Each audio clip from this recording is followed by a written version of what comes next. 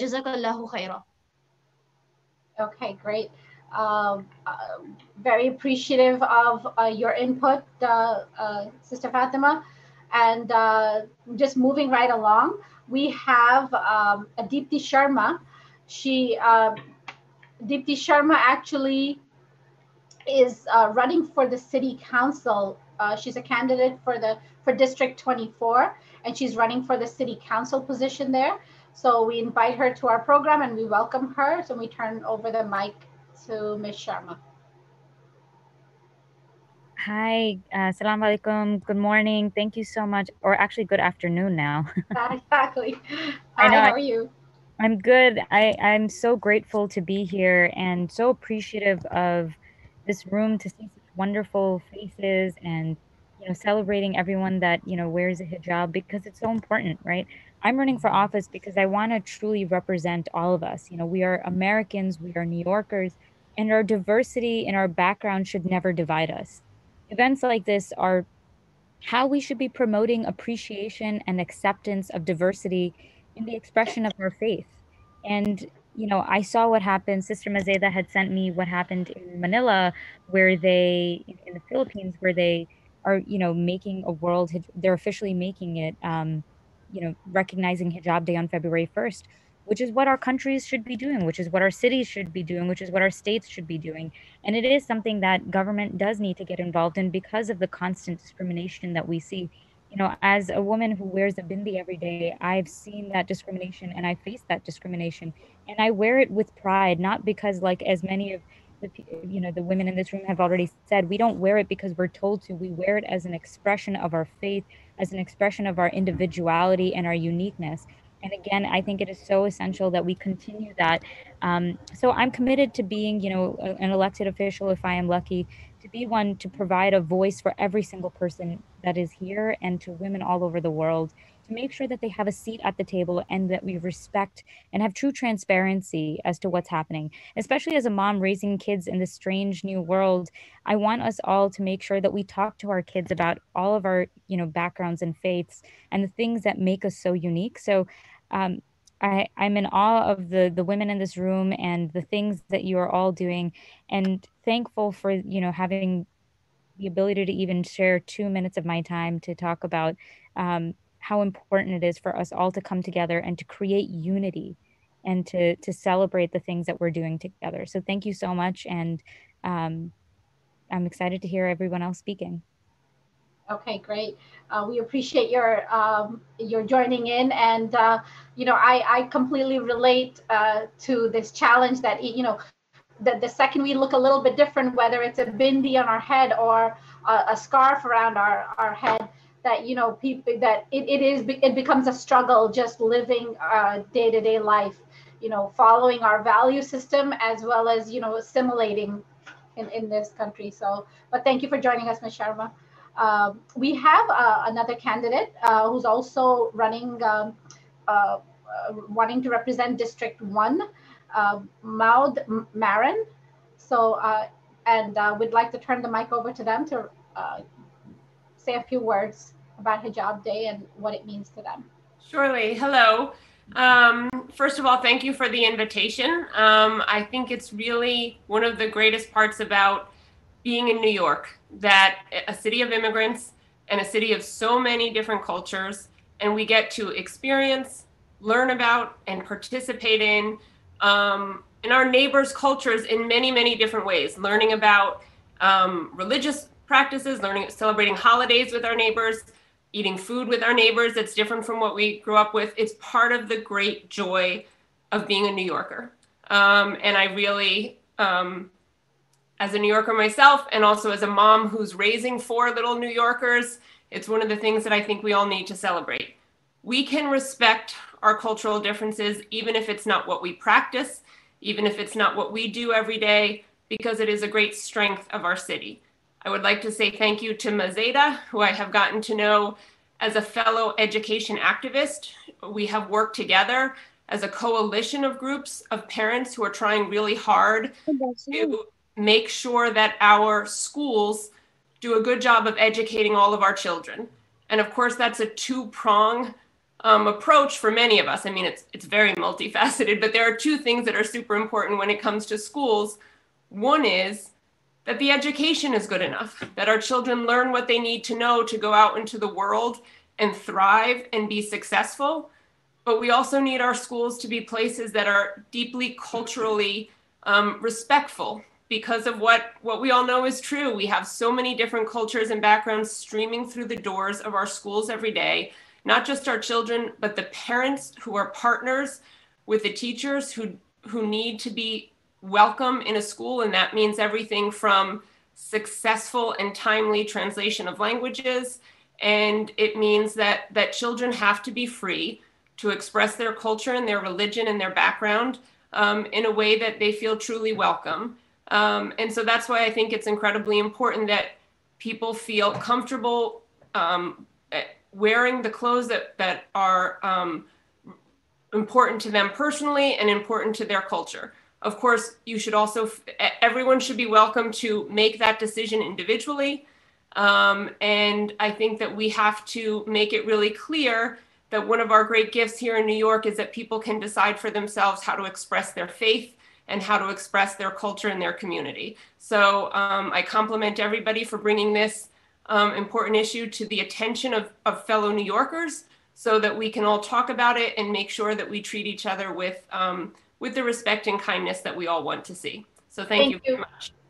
Thank you so much, Ms. Marin. I must say that the hijab looks good on you as well. Thank you for supporting us. It absolutely is. It's about uniting as human beings first and foremost. So we thank you for your time. And without further ado, I know there's other elected officials here as well, and I'm going to invite bring Jessica Ramos to our forum here. Jessica Ramos is an American politician from the state of New York.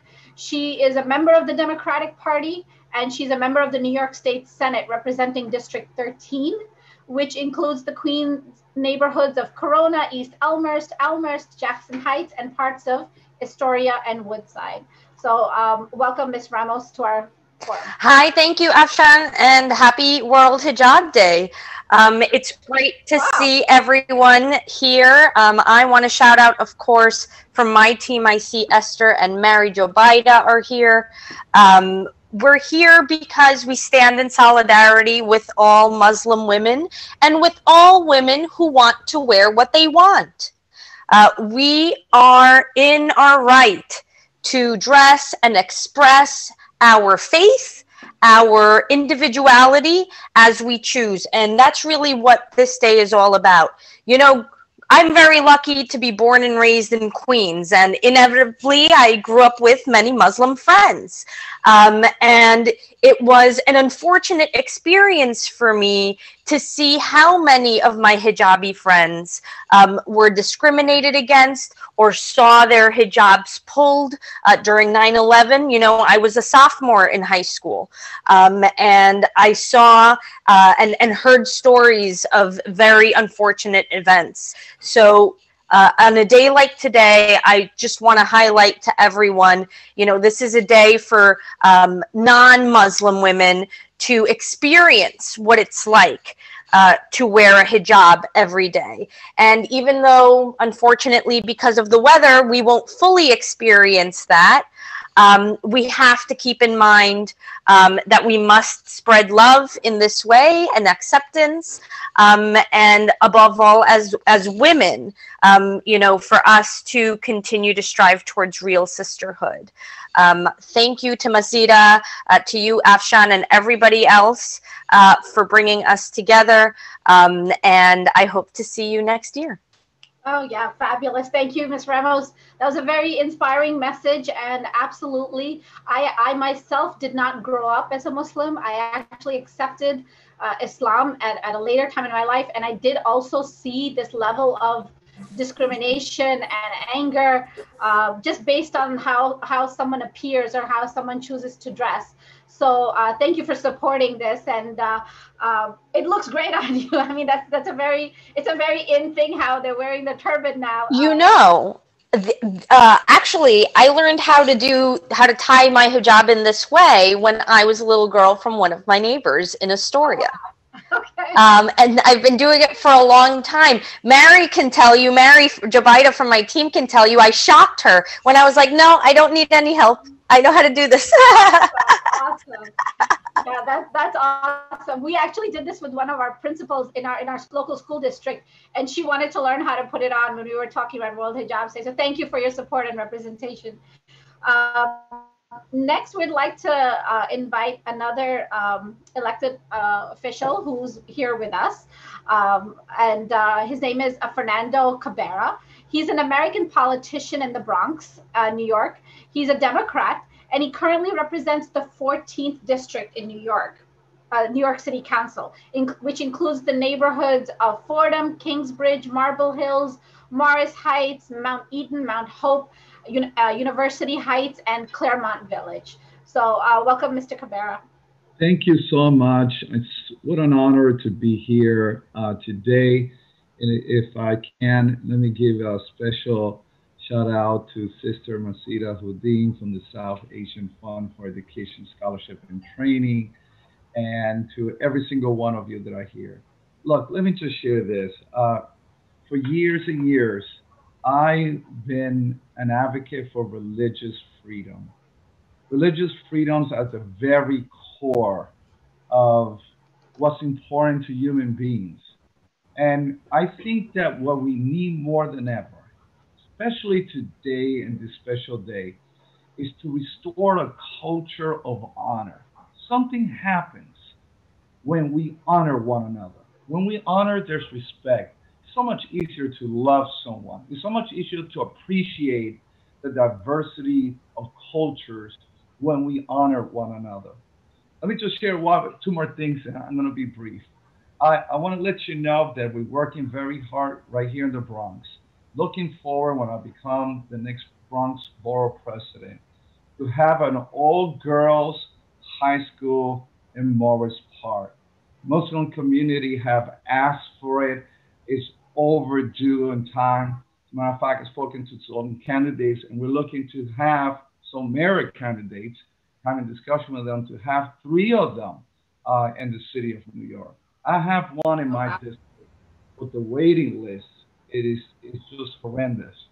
The last thing I want to share with you, you'll be happy to know that I recently put forth an LS request, legislative request for a bill to commemorate this day in the New York City Council. Thank you so much. I'm excited for this bill, and let's make history. Thank you so much. You're very welcome, and thank you. Wow, that's impressive, and thank you for that support for the schools and also the bill. I'm sure that I have 3 daughters myself. I'm sure that that's of great value of having that separate school is of much value. Thank you. And next we have representing the Queensborough president, Donovan Richards. We have a representative from his office, Rhonda Binda, and I'm going to be opening the floor to her. Good afternoon, everyone. Thank you so much. Welcome to all elected officials, civic community leaders, and everyone who is here representing those organizations to heighten the awareness of the hijab head cover that's worn by Muslim women. Thank you to all the faiths who are also joining the event to support this important awareness. I see some of our Sikh brothers here as well. And for showing unity and strength when everyone comes together to show support for such a meaningful cause. My name is Rhonda Binda. I'm the Queens Deputy Borough President and the first South Asian to be appointed. I have members of my family who wear the hijab and who practice Islam. And I'm very proud to see all the beautiful head coverings here today. I have to say, Assemblywoman Gonzalez, you do wear it well. I'm here to represent the Queensborough President Donovan Richards, who could not be here today, but as we know, he is a great leader who has great respect for charting a new vision for Queens.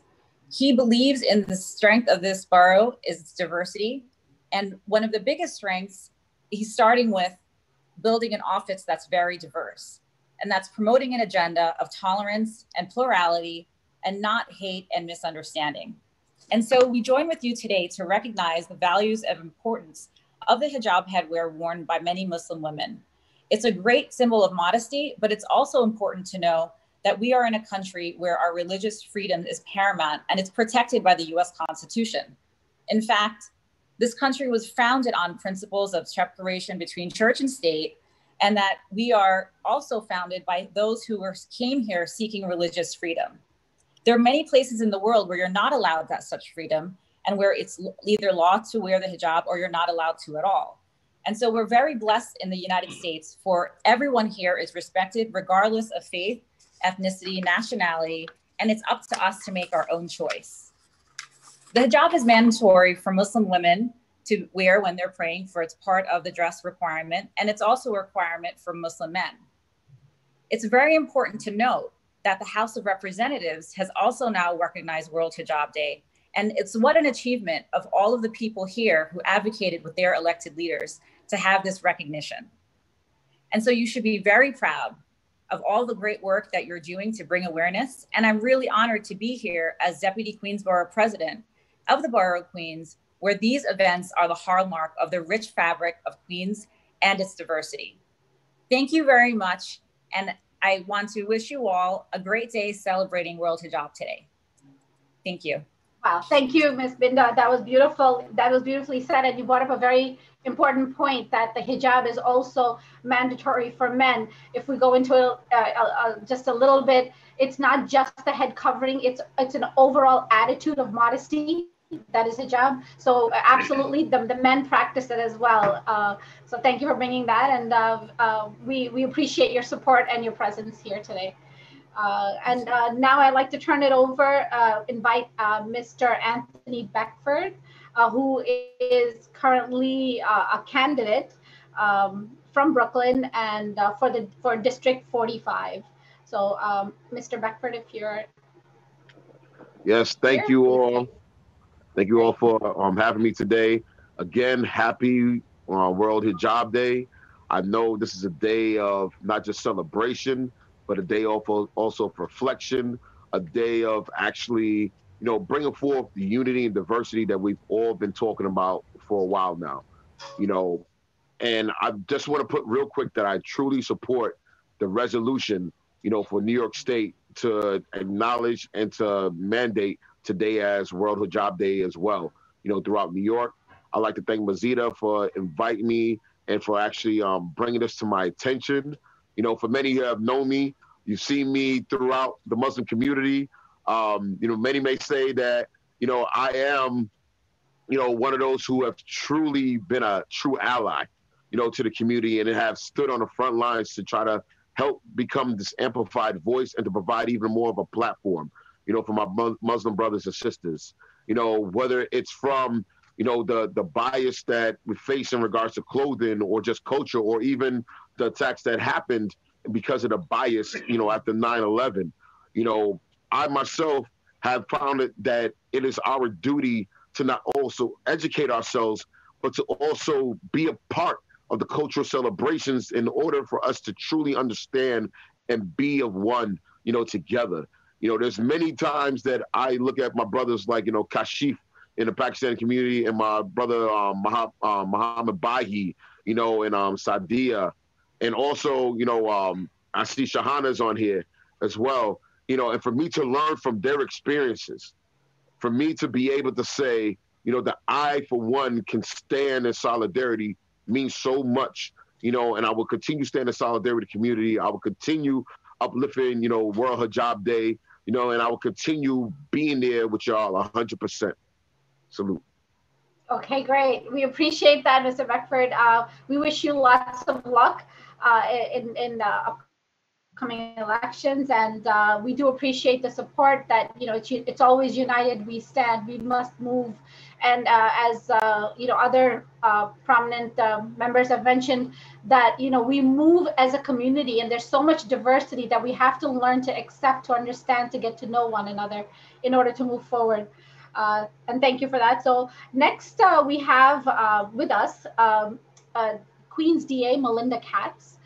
Melinda Katz was elected in November of 2019, and she's the first woman to serve as Queens County District Attorney in the city of New York. And she has been a public servant for more than 20 years. And so I'd like to invite Ms. Katz to our forum, and you have the floor. Thank you, Ms. Quadra, very much, and happy Hijab Day to all. Let me say hello to, hi, Mazita, how are you? It's good to see you. I see so many good friends. Assemblyman Weprin, good to see you. I see Mr. Nath. I see a bunch of folks that we have been through the battles together. Deputy Borough President Binda, let me congratulate you on your appointment. Councilman Adams, nice to see you. It's so good to see so many friends. And it's not just because I want to see your living rooms and your kitchens and your houses. It's because this day brings us all together. And isn't that the blessing? That we all get to be together, even in COVID, even during a snowstorm, it can't go unsaid, that is keeping people home and isolated. It is amazing that in today's world, you know, it's almost like there's a plan up there. In today's world, there's a way for all of us to still talk, still keep in contact with one another, still support one another's causes, and still make sure that everyone knows that they truly are not alone. And I think that that is an amazing thing. That's safest and ITV, where's ITV? Great way to have people know what's going on in the communities, and we appreciate the work that they do. And Interfaith Center of USA, and of course, you know, the global organizers and everybody that's on this. You know, I am the district attorney of Queens County. In COVID, you know, we have gone almost 100% virtual, not 100%, but almost. And in going virtual, coming back live, going virtual, coming back live, we have still managed to create quite a few bureaus in the DA's office. Clearly, there is the Bureau of Housing and Worker Protection.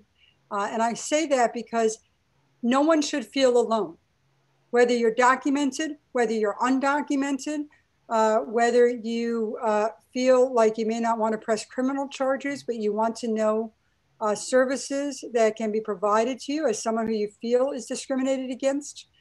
We have a Bureau of Housing and Worker Protection now, formed under my leadership, which is solely to get people the support they need, so that if their employers are taking advantage of them, if they're threatening them with deportation issues, whether they're stealing their money, whether they're not getting paid prevailing wage, or whether you're not getting paid the minimum wage, whether they're taking skimming off the top, whatever it is. I created a bureau to help with that, and I want to make sure everybody knows that. We also have a hate crimes bureau, as you know. We already have a case. We are pressing charges, assault in the second degree as a hate crime. There was a woman whose neighbor had ripped off her hijab and made some racial slurs that, with all respect to everyone, I do not want to repeat on this call. And we are treating it as a hate crime, and I am prosecuting it as a hate crime. So that people understand that in this borough of diversity, in this borough where the Muslim community and so many of the other communities of different faiths have made such great contributions to our borough, that hate crimes will not be tolerated in this borough. It will not be tolerated by communities. We will stand up for one another. When it happens to one, it happens to all of us. And it certainly will not be tolerated by the District Attorney of Queens County. And so, you know, I'm here today because, and normally I'd be wearing, if we were doing it in a mosque or in a place of worship, I'd be wearing my hijab. I have one for every suit, different colors for every suit that I wear. And I'm a little bit unhappy that I'm not able to, or I haven't worn one lately because we're not in person as much. But I look forward to the day where we can be in places of worship, where we can be with one another. But right now, this is about celebrating the fact that we can celebrate our religion. You know, and I know I'm talking too long, so I apologize. But with 200 countries, the greatest thing about our borough is the fact that we bring our dress and our culture and our ways of worship to this borough, and that we show others that we are proud of being not only in America, but we're proud of celebrating our fathers and our fathers before them, and our mothers and our mothers before them. And that's truly what this borough is about. So I didn't want the day to go by without saying hello, without thanking the organizers for today, without saying that I really do believe that you are doing great work in just making sure that people understand the importance of being able to celebrate our own cultures and our own religions. It is what makes America great. And that is already great here in this country. So congratulations on today. Thank you for allowing me to be a small part of it. Great, thank you, Ms. Katz. Your support. I mean, I was reading your bio, and I've seen you've done such amazing work in the last 20 years, and you've really taken your profession to another level. And that's really appreciated by all communities. And thank you for your support for this World Hijab Day as well. Always my pleasure. And you know, yeah, absolutely. And okay, so next we'd like to invite Adrienne Adam to our forum, and Councilwoman Adrienne Adams is an American politician and a current member of the New York City Council from the New York's 28th district. So welcome, Ms. Adams. Thank you so much. Thank you so much for this celebration. Again, thank you, Afshan. Thank you, Safis. Thank you, Interfaith Center of USA, ITV USA News. You know, I am Councilmember Adrienne Adams. I represent the 28th district very proudly in Queens, a very, very diverse district. And I'm the first woman to represent District 28 in the New York City Council.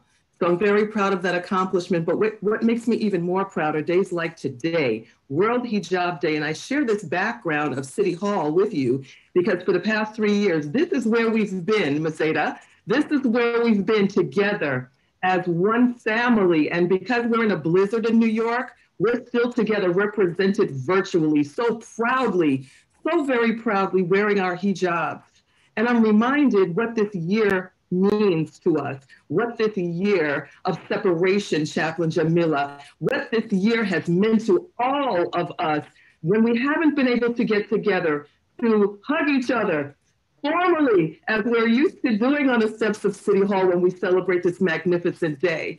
I still am celebrating this day with you. This hijab, the hijab that women wear, obviously for religious reasons, but so much more during COVID. This is our covering and our protection. This is our barrier to everything that the world has put against us to harm us. This is our protection as the women of faith. This is our protection to show the world that we are not ashamed of who we are, who we represent, and who we stand for, and what we stand for. This is our heart and our soul and our reverence. And so on this amazing, amazing World Hijab Day, I stand with you as I have stood over these years on the steps of City Hall virtually with my strong sisters to say that we are not ashamed of our covering. We are not ashamed of our beliefs. We are not ashamed of the faith that we carry, and we will continue to go forward in celebration of the strength, the protection, and everything that this hijab means to us, and everything that it will mean to the world, because we will continue to show the world how very, very critical and important this covering is. Blessings, assalamu alaikum, and thank you. Wow, that was amazing, very inspirational. Thank you so much. Absolutely, we are here because we are unapologetically Muslim, and we truly wear our modest gear with pride and without any shame. And you know, we want the world to know it. So thank you so much for that, and thank you for your support. Next, I'd like to invite. We have with us, David Weprin, and he's an assemblyman and a Democratic member of the New York State Assembly, and he's representing District 24 in Queens since 2010. So welcome, Mr. Weprin. Thank you, Afshan. Thank you, Ms. Ada Uden, who has invited me to World Hijab Day in New York for many, many years. I want to tell you a little bit about a bill that is now law for the last year and a half, a bill that I worked on for over 10 years in the Assembly. It was not able to pass in the Senate until the Democrats took over, and John Liu in the Senate spearheaded it through the Senate, and it's now law. And that's the Religious Garb Bill, which would prohibit discrimination for wearing religious garb or facial hair for religious reasons in all public or private employment in New York State. And this bill is very significant to many different religions and communities, certainly to the Muslim community and Muslim women in particular for wearing hijabs, who have been discriminated against for many years. Very important to the Sikh community and the Hasidic Jewish community too, who wear beards and hats. But in the case of the Sikh community, it came out of a convert to Sikhism, Kevin Harrington Singh, who was born Irish Catholic, converted to Sikhism about 40 years ago. And he was the operator of the E-train. He was very visible at the front of the E-train. And for those of you that take the subway system and know the E-train, that actually goes into the World Trade Center. And he actually was driving the E-train on 9/11, 2001, and he actually saved lives. He was a hero during 9/11 because as the World Trade Center buildings were burning and the smoke was everywhere, the toxic fumes were everywhere, he was actually driving the E-train in and out of the World Trade Center and saving lives. And what did the MTA do? Did they give him an award? Did they promote him? No, they removed him from doing the job that he loved, operating the E-train. And why was that? Because right after 9/11, the MTA got hundreds of calls from people complaining that there was a terrorist driving the train. And why did they say that? Because he had a turban and a long beard, and he resembled Osama bin Laden. And some of it was ignorance from different people, didn't know, what the religion was. But a lot of it was discrimination and prejudice. And it was incredible to me to find out that it was legal for the MTA to discriminate against Kevin Harrington Singh for wearing his beard and his turban. So I introduced a bill. It was a 10-year effort, but we finally passed it and it's now law.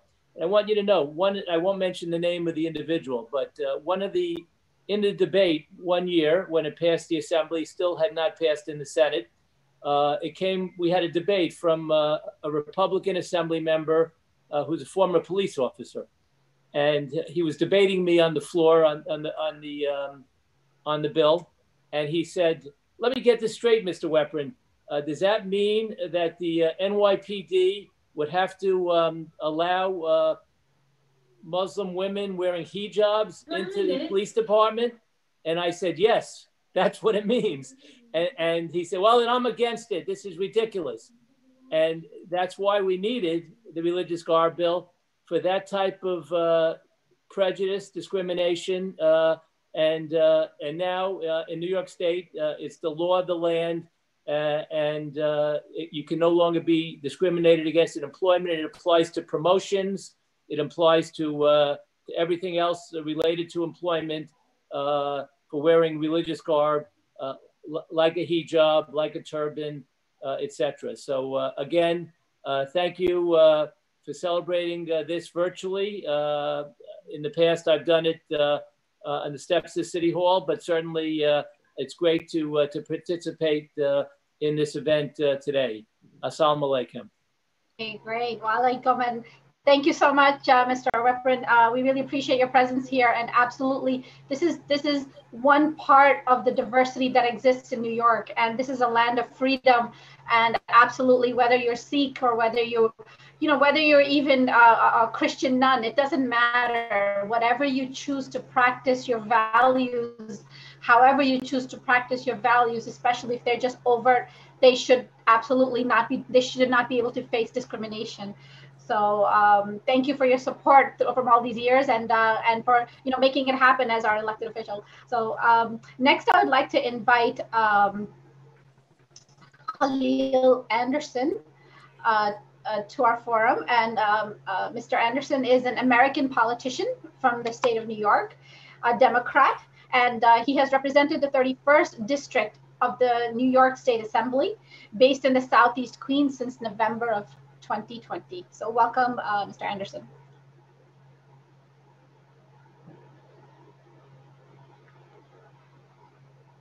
Mr. Anderson, are you present? Hi, good afternoon. Okay, hi.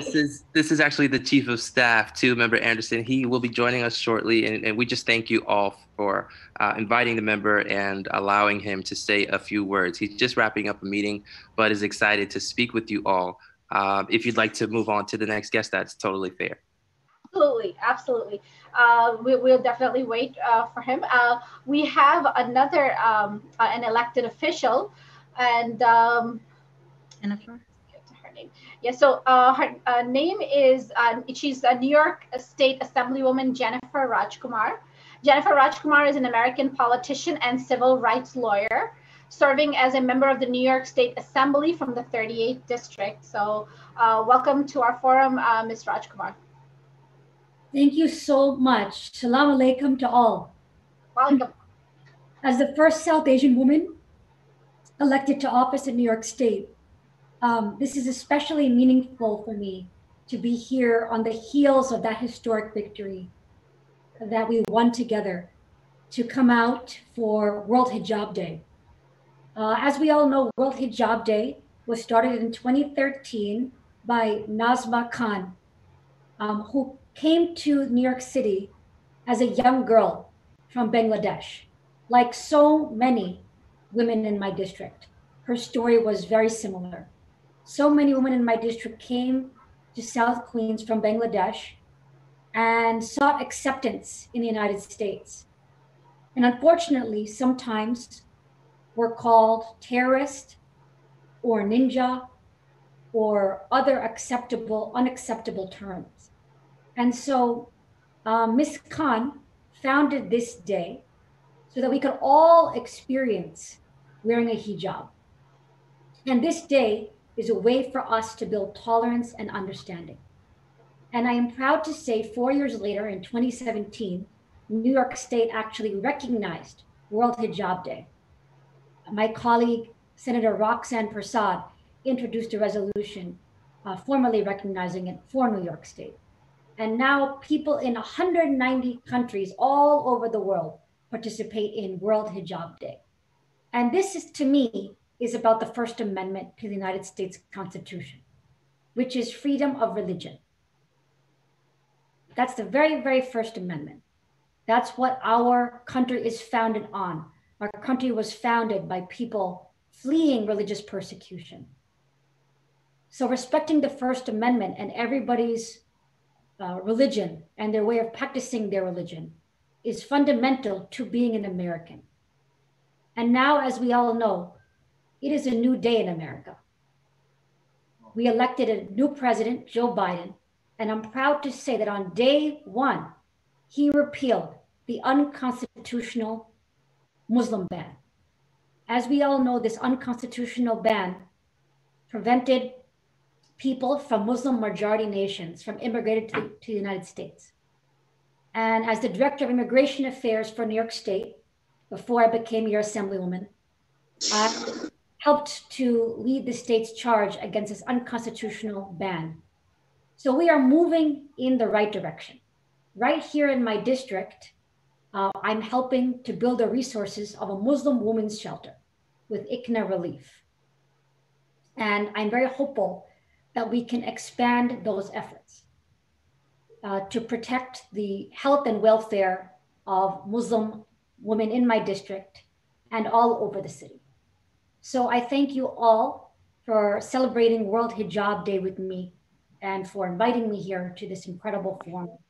I am here with pride, and I know that what we're doing today moves us closer to tolerance and to peace all around the world. Thank you so much. Absolutely. Thank you so much for joining us, Ms. Rajkumar. I know you're the first South Asian Assemblywoman-elect to be elected, and that's a very proud moment. I myself am from a South Asian background, so it's amazing to see women in that position. And thank you for your support as well. On the heels of Ms. Rajkumar, I'm going to turn the mic over to Chaplain Jamila, who will introduce us to another pioneering female who has recently joined us within the Nassau County government. So take it away, Sister Jamila. Yes, Assalamu alaikum. It was wonderful listening to all of you. It's an honor, and it's definitely an honor to bring on the next speaker from my county. Can someone hear me? Is everything okay? Yes, somebody is not muted. They're talking. Oh, okay. Please, everyone, mute yourselves. If you're not talking, please mute yourself. Okay. So from our district, I'm trying to find wonderfully. Just 1 second here. You want me to introduce her? You know what? I got it. I got it. Yes, I got it. Okay.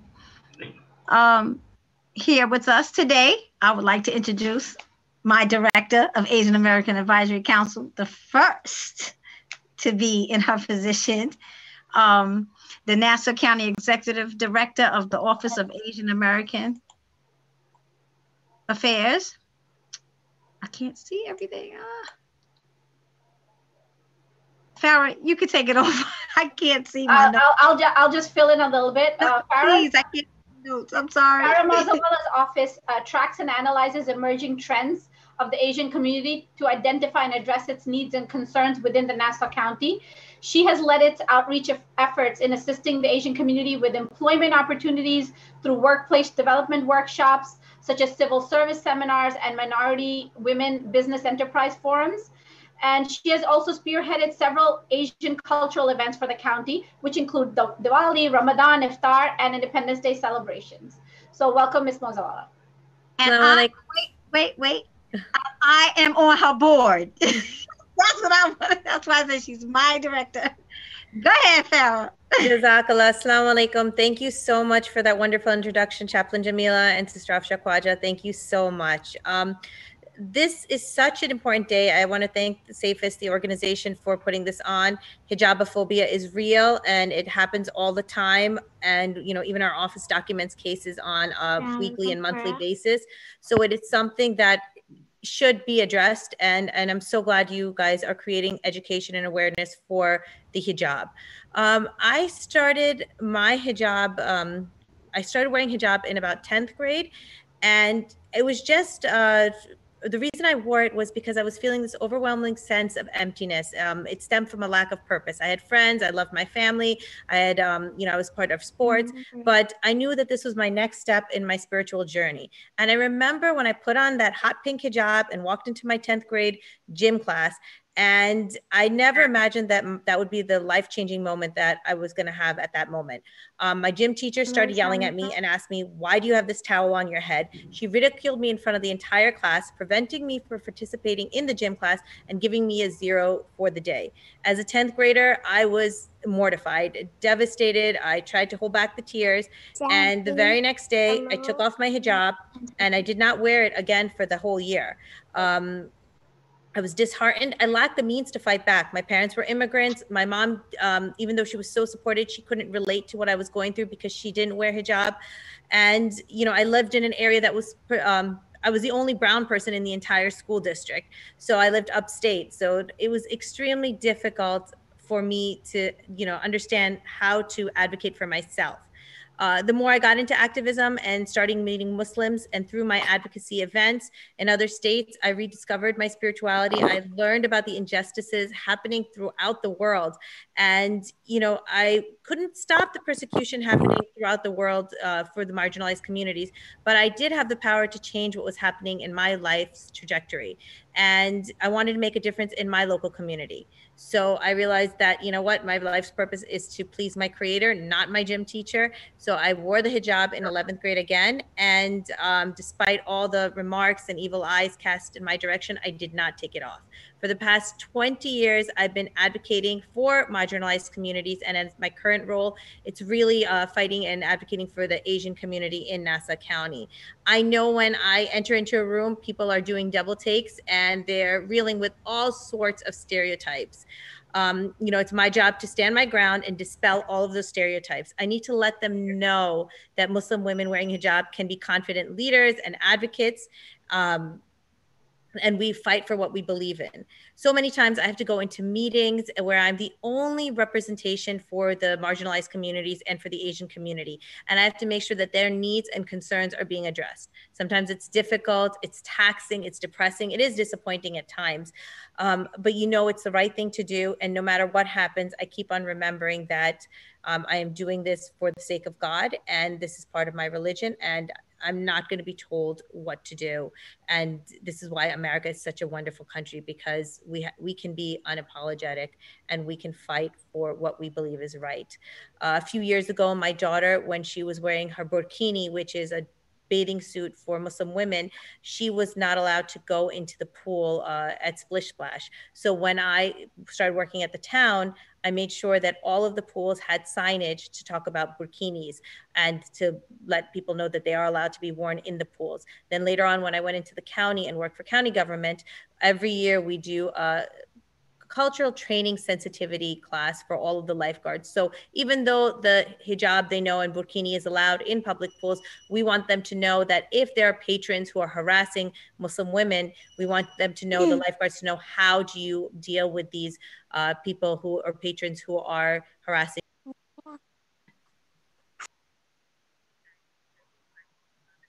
I'm sorry, Farah, you're muted. Hold on. You'd have to unmute yourself. You Okay, just got muted. It's sorry fine. It was that. just one sentence before. So our office is really trying to work hard to make sure diversity is accepted, that we're included in Nassau County government, and that everyone has a seat at the table. And that's our main focus, to make sure that all communities, including the Muslim community, have a seat at the table and their voices are being heard. And we appreciate you so much. Thank you. You're doing a wonderful job. And I wanted to honor you, but it was just such a short notice.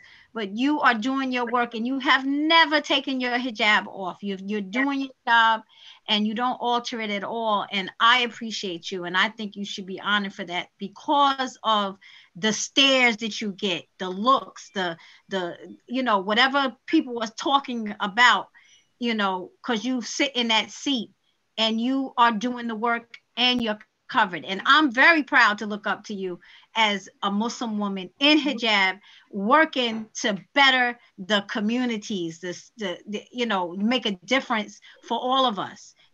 No matter what your faith is, you're there for all of us. And I just appreciate you, and you are a beautiful representation to the Muslim community and to the community abroad.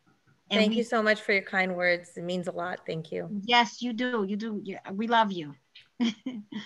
Thank you, Ms. Mozawala. It was a pleasure having you. And I think definitely we need more representation. And for you to break that glass ceiling is definitely motivational and inspirational for the rest of us.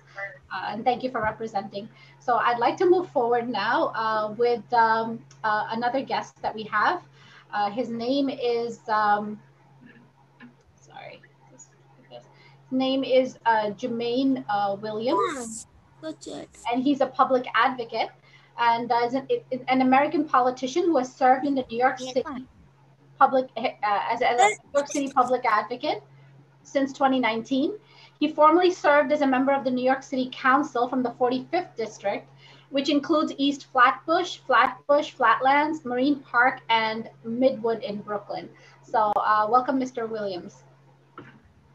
Thank you so much. Wassalamu alaikum. Can everyone hear me? Yes, we can. Thank you so much to all the organizers who brought us together today. Happy World Hijab Day to everyone. Today we're here because we are standing with Muslim women across the city, across the state, across the nation, and the entire world to make sure that we're letting it be known, don't let our pride be your prejudice, whatever that is. And World Hijab Day is one of solidarity. And so we stand for Muslims' right to cover, for their personal choice of individual expression. I'm asking others around the city to join in solidarity for World Hijab Day every day and standing against Islamophobic people and policies. This is the first time I heard the word hijabophobia, so stand against hijabophobia. That means that our support cannot begin and end today. We need to carry it forward in government action, in our neighborhoods, in our personal lives, in our meetings, each one teach one. This is the most crucial in these times where the hijab is being banned in so many countries, while Muslim women are being targeted and harassed verbally and physically in our city, in our country. And so you can have sometimes de facto bans, which is the one that sounds like the Ms. Farah spoke about. It wasn't outright ban, but there was so much harassment that occurred, she felt she couldn't even wear that. So our country is complicit in this. Hate crimes have been rising for years as festering ignorance has given way to even more acts of Islamic violence. I remember very clearly what happened to our Muslim communities after 9/11, based solely in Islamophobia and the over-policing that occurred during that time.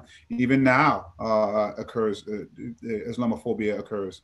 Until just a few days ago, the Muslim ban was in effect. And over the last 4 years, many Americans, even those of us who rushed to the airports in the first days of the Trump administration, may have even grown numb to it. But we cannot grow numb to it. We cannot ignore or excuse ignorance and discrimination. It's easy to turn a blind eye. It's easy, if it's not you, to not do what you have to do. It's harder to face down hatred and bigotry, and that is our mandate to do that. And it is most powerful when, like today, we are not only standing up, but standing together.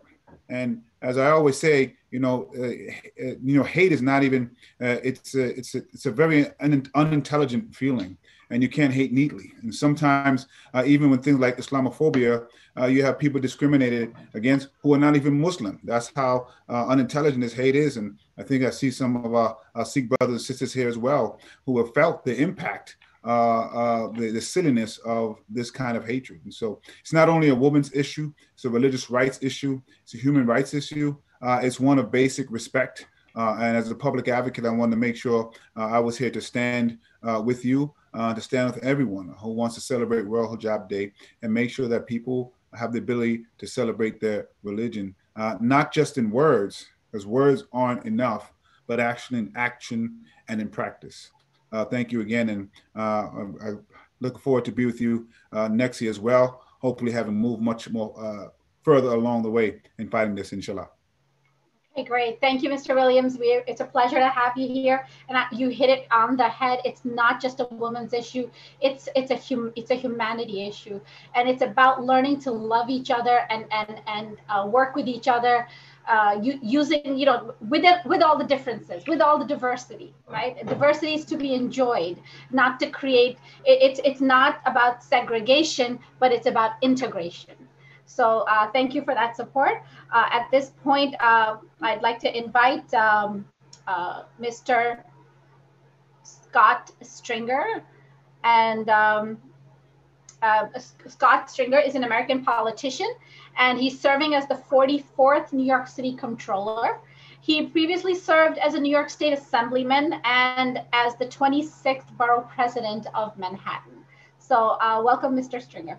Well, thank you so much. And I want to shout out Masada Uden, the founder and president of the South Asian Fund for Education, Scholarship, and Training. And I want to thank ITV and the Interfaith Center of the USA. I'm honored to be with all of you to recognize World Hijab Day. The hijab is not only a symbol of faith, it represents pride, freedom of expression, empowerment, and can even be seen as an act of courage. During this time where Islamophobia and anti-Muslim sentiment is on the rise, it's on all of us to stand up for our Muslim sisters, because discrimination and harassment for wearing religious clothing is unacceptable everywhere and anywhere. No woman should ever be targeted or attacked for what she chooses to wear. and especially not for choosing to wear the hijab. I was disturbed to hear that a student at LaGuardia high school recently came forward and said that she was harassed for being Muslim and called a terrorist. No child should ever feel unsafe or threatened, especially in school. And no one should ever be a bystander to such horrible behavior. We must stand up against hate in all forms. And that's exactly what Duha's classmates did. And I was heartened to learn that they stood up for her and have formed a group to support one another. Let's listen to this next generation, because they actually serve as the excellent role models and a reminder that our safety is in solidarity in action. No one should ever have to live in fear because of who they are, what they wear, or what they believe. We have to have each other's backs. And I want you to know that I always will stand side by side with the Muslim community. And I will always be an ally in the struggle. The only way this city works is if it works for everyone. And I wanted to come on and let all of you know that you are brave and courageous and strong, men and women together, making sure that we have justice. So thank you so much for giving me this opportunity. I'm grateful. Absolutely, Mr. Stringer. Thank you so much for your support and your supportive words. This New York City is truly a city of dreams. And I think all immigrants, no matter at what time period they came with those dreams. And really, I think we all share that common vision of making it a better place for each and every person, regardless of their background. And so I think at this point, Mr. Khalil Anderson, he is here. Am I correct? He has joined us. Yes. Mr. Khalil Anderson, are you here? Yes, blessings. Okay, great. Welcome, and you have the floor. Thank you, sister. Assalamu alaikum to all my Muslim brothers and sisters who are on today's call and who are celebrating this beautiful, beautiful World Hijab Day. What a beautiful showing of solidarity and support all across the screen, but also all across the world and all across our communities. And as we take this day to celebrate Muslim women wearing the hijab, something that is central to the cultural history of the religion, but also understanding the trials and tribulations Muslim women and the Muslim faith faces all across the city, state, and country. And people should feel free to wear what they prefer and however they feel it contributes to their cultural, religious, and personal preferences. And we have to, as elected officials, protect that right for our Muslim brothers and sisters. Muslim women and girls deserve to live in a free, not fear. And that's vitally important, that they live free and not in a space of fear and harm. The Muslim faith teaches love, unity, and peace. And we've made progress as evidenced by today's celebration honoring the hijab. And unfortunately, there's still a lot of stigma and prejudice, discrimination, and phobia around this issue. And again, we as elected officials must continue to do our part to educate and create cultural awareness and celebrate the hijab, recognizing Muslim holidays, recognizing Muslim celebrations, and supporting legislation that promotes inclusivity, increases protections, and expands religious freedoms for all Muslim New Yorkers. We must fight back against Islamophobia, hijabophobia, tribalism, nationalism, and white supremacy that harms so many Muslim Americans across this city, state, and nation. And how we fight back is through education, and how we fight back is making sure that we protect our Muslim brothers and sisters and acknowledge, of course, Muslim girls who are wearing their hijabs in celebration and acceptance. So I want to thank Safest and I want to thank the hosts of today's beautiful event. And I look forward to doing my job as a state legislator, to make sure that we protect the rights of our Muslim brothers and sisters. Thank you so much, everyone. Well, thank you so much, and walaikum assalam to you. And I appreciate you. We truly appreciate your time, taking out time from your precious day to be here. But this is so important that, you know, we all come together regardless of what our backgrounds are, to show that, yes, we are all different in every way, but united in every capacity. So at this point, I'm going to turn it over to Chaplain Jamila once more, who will introduce our next speakers. Okay, assalamu alaikum. Peace and blessings, everyone. That was wonderful presentations. Next, we have the Al-Mamur School students. Rukhsar Aziz, Lena Shahada, and Zahara Raka. You all three have 5 minutes amongst yourselves, so you have the floor. Are they present? Yeah, I guess I'll go first. Okay. Assalamu alaikum. My name is Rukhsar Aziz. I'm a senior at Al-Mamur School, which is a private Islamic institute. So when I was invited to speak in this event, I was thoroughly excited because hijab is something that I'm passionate about, and just my religion in general is something that I love speaking on behalf on. So to me, my hijab, it represents a giver of strength, confidence, and unity. So the reason why I feel that way is because my hijab journey my hijab journey is not like, and it was not an easy one. So I started wearing the hijab when I was in about 6th grade, and at first I just wore it because my parents told me to, and I didn't really have a problem with it. But as I grew older and was starting to get exposed to, like, you know, girls around me, you know, girls who weren't, you know, Muslims as well, girls who were, you know, non-Muslims, and I started to compare myself, you know, and hijab in our society doesn't meet the ideal beauty standards, which honestly, beauty does not have an ideal face. But yeah, I started to compare myself to other girls and started questioning why I wore the hijab in the first place. But through it all, I never took it off, and I'm very grateful that I didn't take it off. Alhamdulillah, I guess I always had a spiritual connection with it, and I could not let it go. And looking back, I'm proud of myself for not letting it go. So now today, I'm so proud to be a hijabi.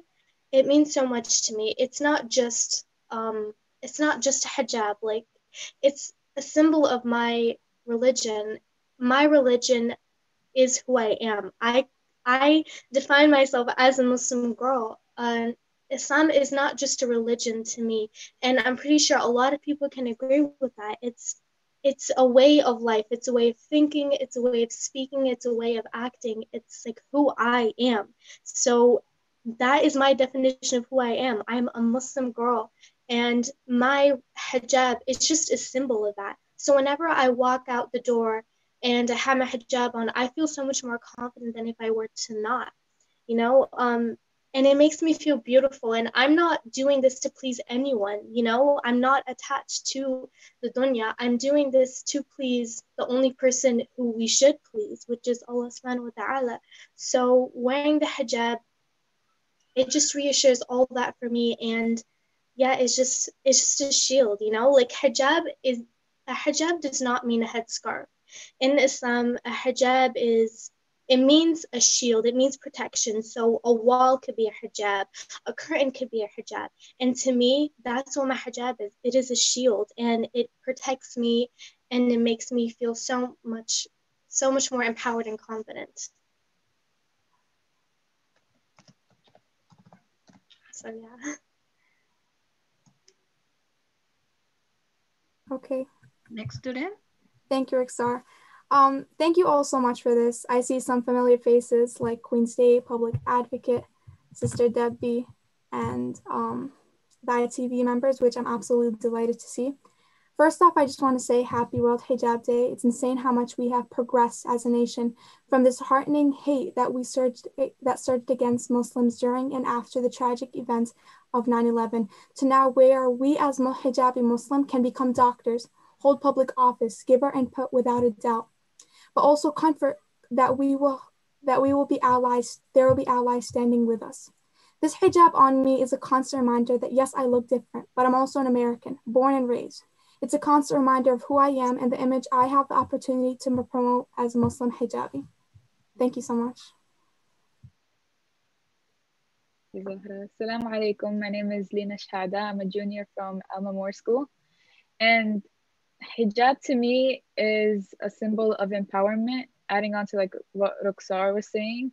It gives you power, it gives you confidence. You know, despite all the stigma that surrounds hijab and being a hijabi and being a Muslim, it actually gives you like a sense of empowerment. It makes you feel like it makes you feel like invincible in a way, because despite like all the hate coming towards you and all the hate going on in the world, you have this symbol that just, yeah, like you show who you are without caring about like what other people say. And I first began wearing hijab in 7th grade, and it was like pretty easy for me because I was in an Islamic environment. I was in an Islamic school, but I used to go by train, and like, you know, like the people on train, they were like really unpredictable. So, you know, you'd have the looks, you'd have the random people like trying to throw you off and trying to make you feel discouraged.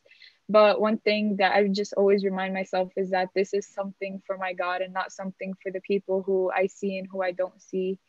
And like, it's something that's a part of who I am, and I wouldn't change it for the world. So yeah. Okay. Next, we're gonna have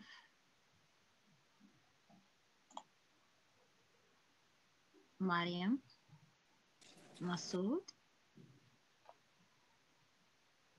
I'm sorry, Mariam, I don't have your bio in front of me.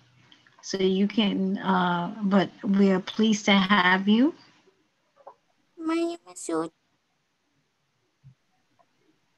Assalamu alaikum wa rahmatullahi wa barakatuh, everyone. Thank you so much. I'm really honored and happy to be here today at this wonderful, noble event. I am Mariam Masood. I am a freshman in high school, and World Hijab Day. First of all, happy World Hijab Day to all of you. You know, this event is really special because it is a day where all the women from all different religious backgrounds and ethnicities come together to encourage and support Muslim women to wear their hijab, the headscarf, and it symbolizes modesty and freedom. I call it modesty because it shows the true beauty of women. I call it freedom because it is our choice to dress in this modest way. And a few people could think that the hijab is just a piece of clothing that covers our head and covers our hair. But in reality, it means a lot more than that. It is our power, it is our pride, and it is our identity. It is our right and our freedom. And I also want to talk a little bit about my own experience of wearing the hijab. So I actually started wearing the hijab from a very young age, like around 6 or 7 years old. And, you know, my parents always encouraged me to wear the hijab, but they never forced me to wear it. I think more so it was from my heart. I found it to be like I found it myself being happy wearing it. And I remember around that time, I was also memorizing the Holy Quran. So, you know, I grew up wearing the hijab in middle school and now in high school. I actually go to a charter school where I'm surrounded by people from all different religious backgrounds, ethnicities, and cultures. However, not once did I feel ashamed or discouraged to wear the hijab. Everyone around me, all my friends, they always made me feel accepted and they always respected me for who I am. And I'm very thankful for that. And I also respect them and I respect them for who they are. And, you know, I'm very proud to be a hijabi today. So in relation to this, there is actually a very beautiful verse in the Holy Quran, and our Creator, Almighty Allah subhanahu wa ta'ala, tells our beloved Prophet Muhammad sallallahu alayhi wa sallam, and I will recite this beautiful verse and explain it. أعوذ بالله من الشيطان الرجيم يا أيها النبي قل لأزواجك وبناتك ونساء المؤمنين يدنين عليهن من جلابيبهن ذلك أدنى أن يعرفن فلا يؤذين وكان الله غفورا رحيما. This beautiful verse means, O Prophet, tell your wives and your daughters and the women of the believers to draw their veils all over their bodies. That will be better, that they should be known as free, respectable women, so as not to be annoyed. And Allah is ever oft forgiving, most merciful. Subhanallah, what a beautiful verse. Thank you so much for listening. And we thank you, Mariam. MashaAllah, tabarakallah. Okay, next, before we bring our keynote speaker, Chaplain Afshan, you can introduce Anna Kaplan for us. Thank you. I actually would like to, we're honored to have New York State Senator Anna Kaplan with us. She's an American politician from Great Neck, New York. She is a Democrat and she's a member of the New York State Senate representing the New York's 7th State Senate District, which runs from the North Shore to roughly the central part of Western Nassau County on Long Island. Welcome, Senator Kaplan. Good afternoon. This is actually Salam Alaikum. This is Sabare Samet. I'm here on behalf of Senator Kaplan, who wanted to be here, but unfortunately could not due to being in the middle of a conference this afternoon. It was extended, so she had to jump on that. The senator had prepared remarks on the hope she would be able to join you today, but since she's not, I'm going to read them on her behalf. I came to this country as a refugee so that I could be safe to practice my religion freely and openly. So I take issues like this very much to heart. It is important that people of all faiths and backgrounds feel safe to express their faith in a way that accords with their deeply held beliefs and customs. I know for many Muslim women, wearing the hijab is an act of deep faith and one that all Muslim women should be allowed to make for themselves without interference by others. From a legal standpoint, I'm proud that we passed legislation to protect the rights of Muslim women to wear a hijab and express their faith in this way. But from a societal standpoint, I think it's important that we all speak out on the days like today to affirm that it isn't just a Muslim woman's legal right to express her faith this way, but she should feel comfortable and respected making this deeply personal decision. Islamophobia is a tragically powerful force that causes some women to feel unsafe wearing a hijab. And it takes all of us speaking out against it at a very opportunity to counter it. Today, I'm proud to join all those speaking out in support of a Muslim woman's right to wear a hijab if she chooses to, and speaking out against the forces of Islamophobia that makes women feel unsafe to do so. To all the Muslim women out there, I stand with you, I support you, and I support your right to freely express yourselves however you choose to. Thank you so much for having me, and I wish all a wonderful rest of your program. Thank you. Thank you, Ms. Samet. On behalf of Anna Kaplan, we wish her the best, and please thank her on our behalf for her support. Back to you, Sister Jamil. Okay, next we have our keynote speaker. I'm very honored to introduce Dr. Debbie Amalista. Am I saying your name right, sis? I just call you Dr. Debbie. She is internationally recognized, award-winning educator, speaker, and authority on cross-cultural understanding. She is an influential community leader and the founder and CEO of a Bridging Cultures Group. Dr. Debbie was the founding and former principal of the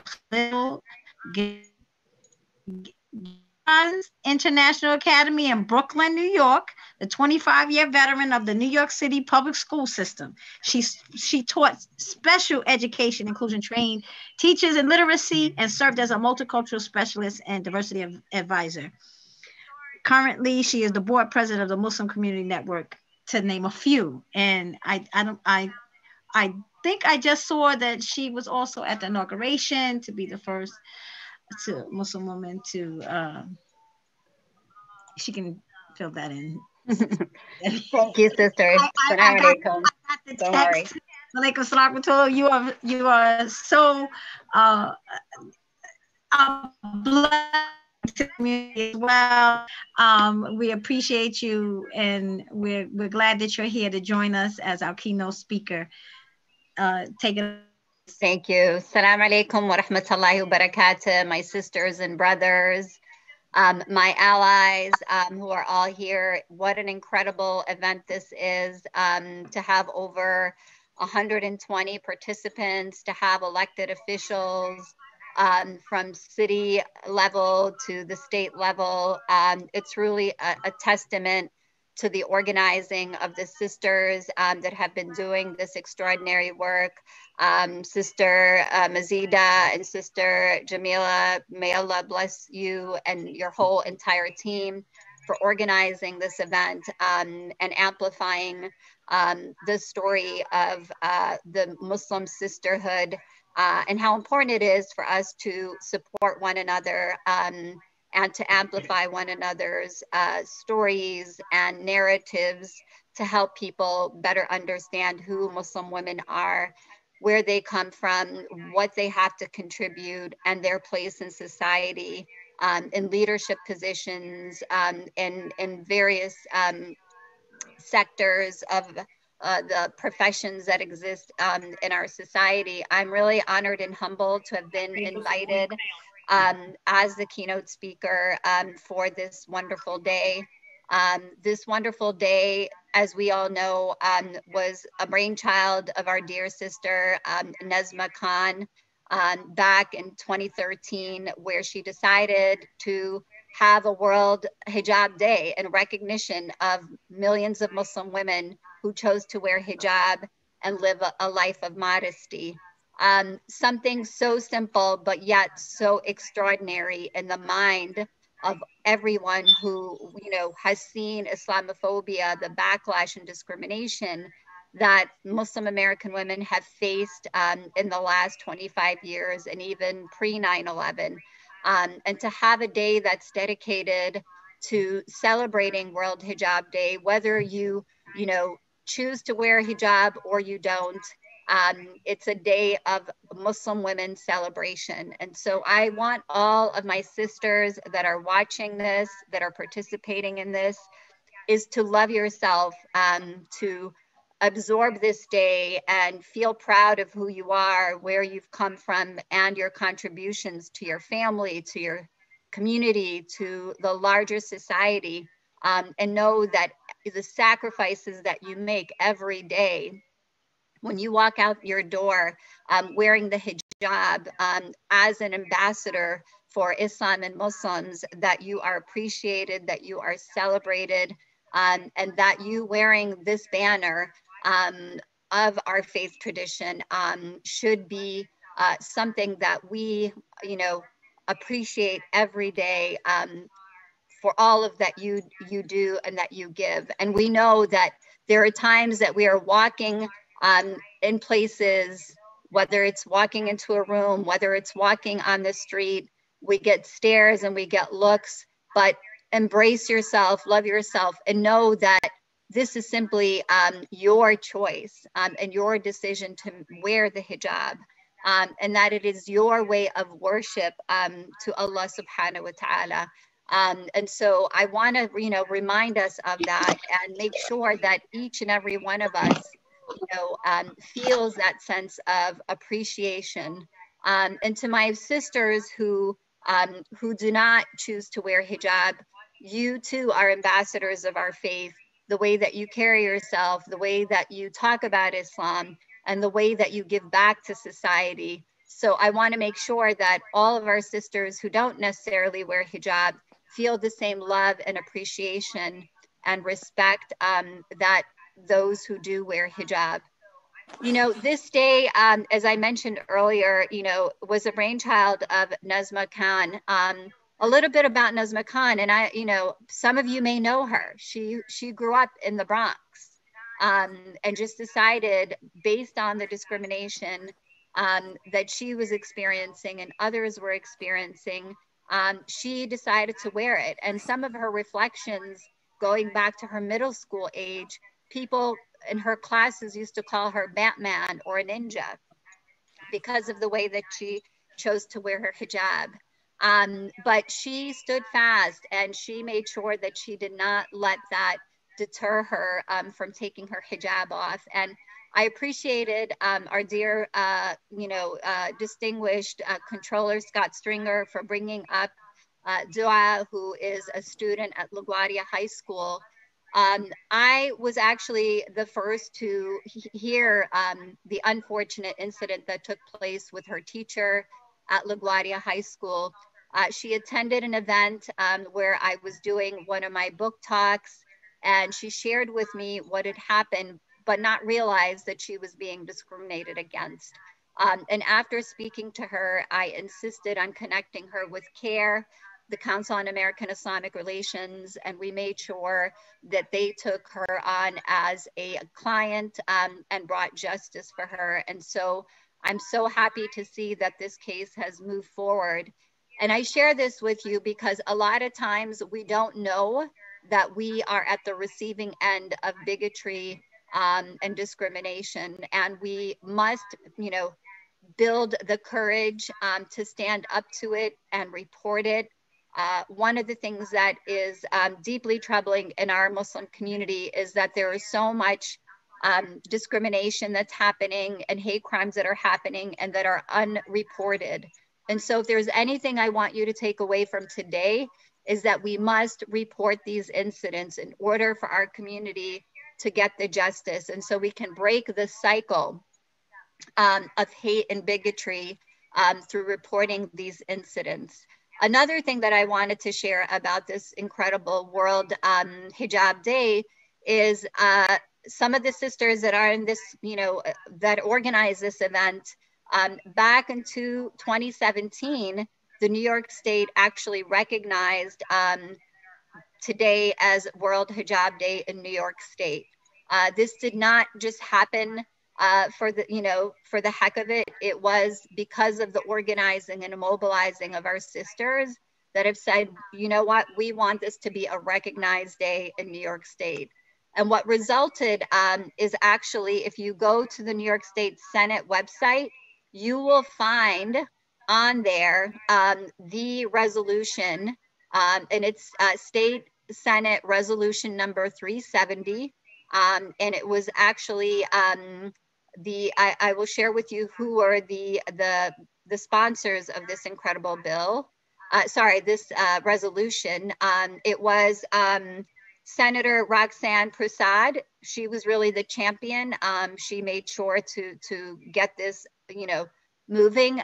It was also her co-sponsors are actually Senator Leroy Comrie, Senator Fred Akshar, and Senator Joseph Adabo Jr., and also Senator Marisol Alcantara.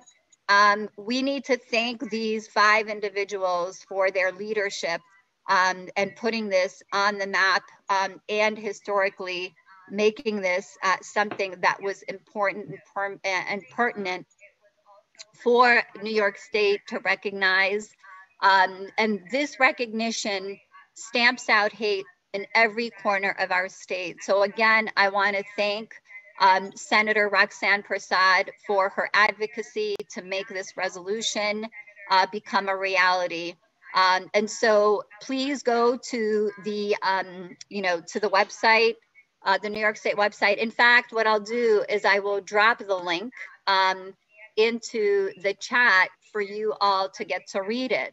So I share this because what we see is the extraordinary work and effort of our sisters who continually are pushing the envelope to make sure that our sisters are getting recognized.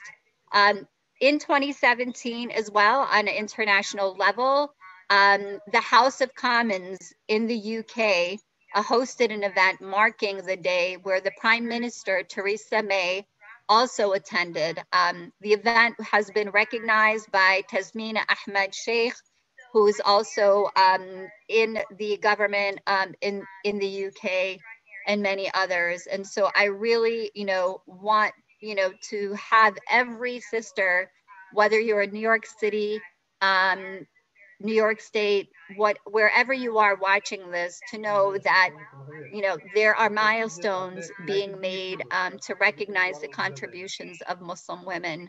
And today, I want each and every one of you to enjoy the day, to feel celebrated, and to share the love with your other sisters, your mothers, and everyone, and keep doing the great work that you're doing. And stay, positive. I know that, COVID has really impacted all of us in many ways.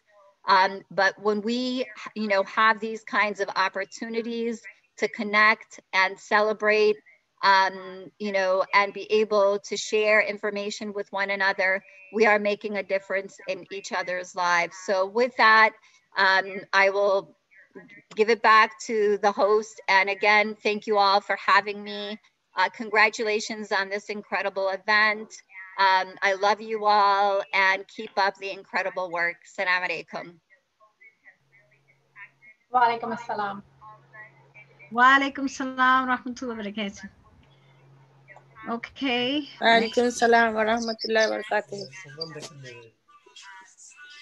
So thank you, Ms. Al-Muntazar. That's a very enlightening, and I think you're going to you said a link into the chat for everyone. We'd really appreciate that, and thank you for coming by. And next we have a very special Congresswoman here with us. Her name is Yvette Clarke. Yvette Clarke was born and raised in Brooklyn, New York. She proudly represents the people of Brooklyn's 9th Congressional District since 2013.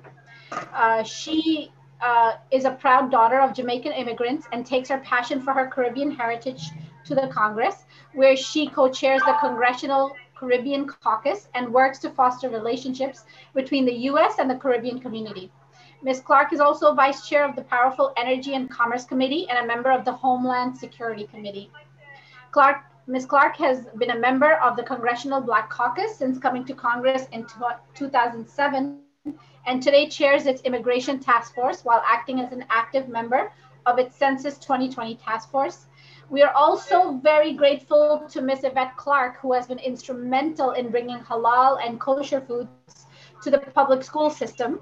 And we are now hopeful and humbly request her to introduce a bill for World Hijab Day to stop any discrimination against Muslim sisters. So welcome, Ms. Clarke. A pleasant good afternoon, everyone. As has been stated, I'm Congresswoman Yvette Clarke, and I proudly represent you in New York's 9th Congressional District with its Central and South Brooklyn. I'd like to say assalamu alaikum to each and every one, especially my sister, Debbie Amantasa, who I had the pleasure of representing in Washington, D.C., but who is indeed a very dear sister on the front lines fighting for the rights of all people, but the Muslim community in specific. On this day, we recognize millions of Muslim women who adorn the crown of the hijab. Today, as an estimated 190 countries take part in World Hijab Day, with worldwide volunteers and ambassadors who aid in bringing awareness about the hijab. This year, the official tagline is, "Don't let your pride be your prejudice." And I must say that I relish at this moment to amplify the voices of women in the Muslim community and advance the cause for justice, peace, and unity globally. I'd like to also add that I am honored to share with the first Muslim woman to wear a hijab in the United States Congress, the Honorable Ilhan Omar, who has taken the need for us to recognize the contributions of Muslim women straight to the highest level of government in the United States of America. I am proud to stand shoulder to shoulder with my sister, Ilhan Omar. World Hijab Day presents an opportunity for us all to learn about and denounce harmful religious mandates and combat discrimination against women who adorn a hijab. Knowledge and tolerance allow us to recognize universal human rights and the fundamental freedoms of everyone. Finding themselves to be the only hijabi at school, Nazoya and Medina experienced discrimination, physical and verbal abuse, especially after entering college in 9/11. It was out of this that the idea of World Hijab Day was created. And by creating this day of experiences, Nozma wanted to encourage religious tolerance and understanding for non-hijabi Muslims and or non-Muslims. I salute Nozma Khan and Medina Abdul Karim, the founders of World Hijab Day, and their strength amidst great adversity and targeted violence. It is an honor to support a day that aims to fight discrimination, prejudice, and bigotry, and lift up the courageous women who have not been shaken, who have not been deterred, who continue to represent the finest in Muslim womanhood as they adorn themselves in their hijabs. Assalamu alaikum, sisters and brothers. It's my honor to be with you. Once again, I stand with you each and every day, each and every moment of each and every day, as we move forward against discrimination and for tolerance and peace amongst all our people. Thank you, Ms. Clark. We're so happy and proud to have representatives such as yourself, in the government, and who understand the plight of the everyday human being. And thank you for bringing unity and always supporting unity in the community. And with this, I'd like to welcome another very distinguished member of the Congress, Congresswoman Grace Meng. She's an attorney by profession. She is serving her 5th term in the United States House of Representatives. Grace represents the 6th Congressional District of New York, encompassing the New York City borough of Queens, including West, Central, and Northeast Queens. Ms. Meng is the first and only Asian member of Congress from New York State. Ms. Meng is a member of the powerful House of Appropriations Committee and its subcommittees on state and foreign operations, homeland security, and commerce, justice, science, and related agencies. Ms. Meng has passed several pieces of legislation and law. These include laws about religious freedom, making Queens historic sites part of the National Park Service, striking Oriental, the word Oriental, from federal law, and protecting public housing residents from insufficient heat. Also signed into law were her measures to assist veterans and members of the military and provisions to improve consumer protections and safeguards for children. Once again, similar to Ms. Clark, we are also very grateful to Ms. Grace Meng, who has also been instrumental in bringing halal and kosher foods to the public school system. And we are now hopeful and humbly request her as well to introduce a bill for World Hijab Day and to stop any discrimination against our Muslim sisters. Welcome, Ms. Meng. Thank you so much. It's great to be here virtually with all of you. Always good to be with my colleague and my friend, Congresswoman Yvette Clarke from Brooklyn.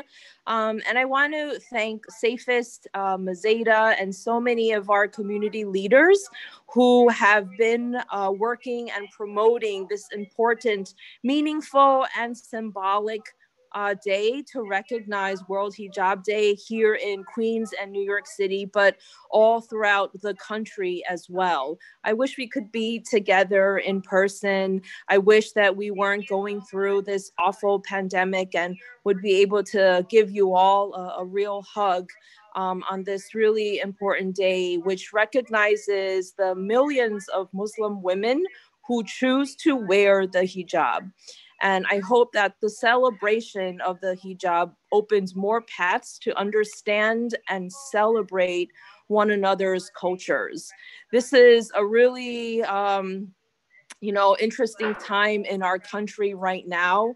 Our country specifically, including the Muslim American community, has endured so much in the last 4 years.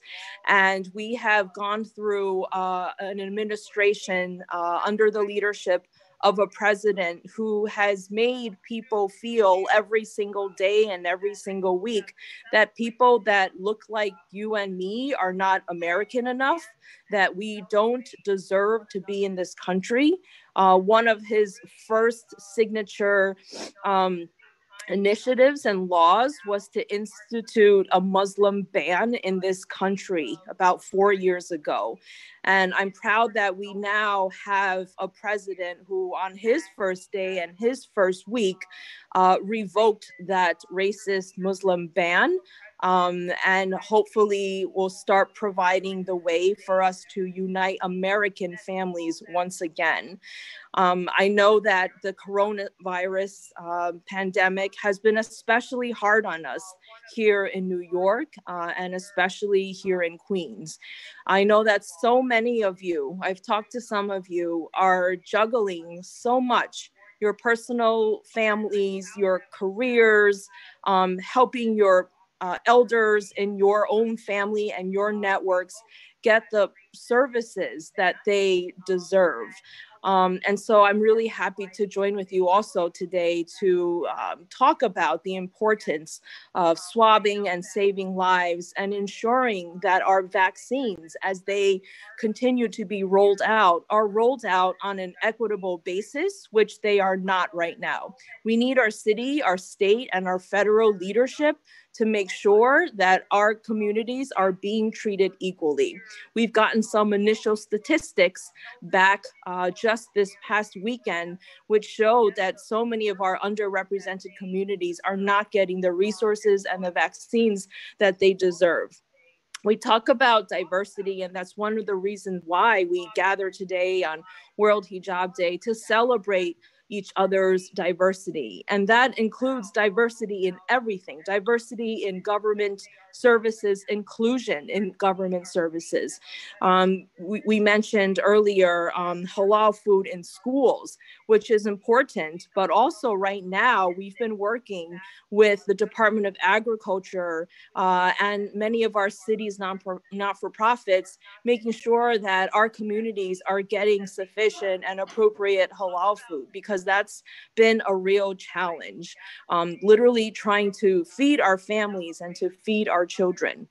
And so we've worked together a lot to make sure that our community members have, anything from PPE and masks to testing resources. And again, we have to continue to improve the way that we are vaccinating our communities. But this also, diversity and inclusion not only is important locally, but as we're talking about leadership, positions in the government, positions on the federal bench, we need to make sure that we are seeing diversity.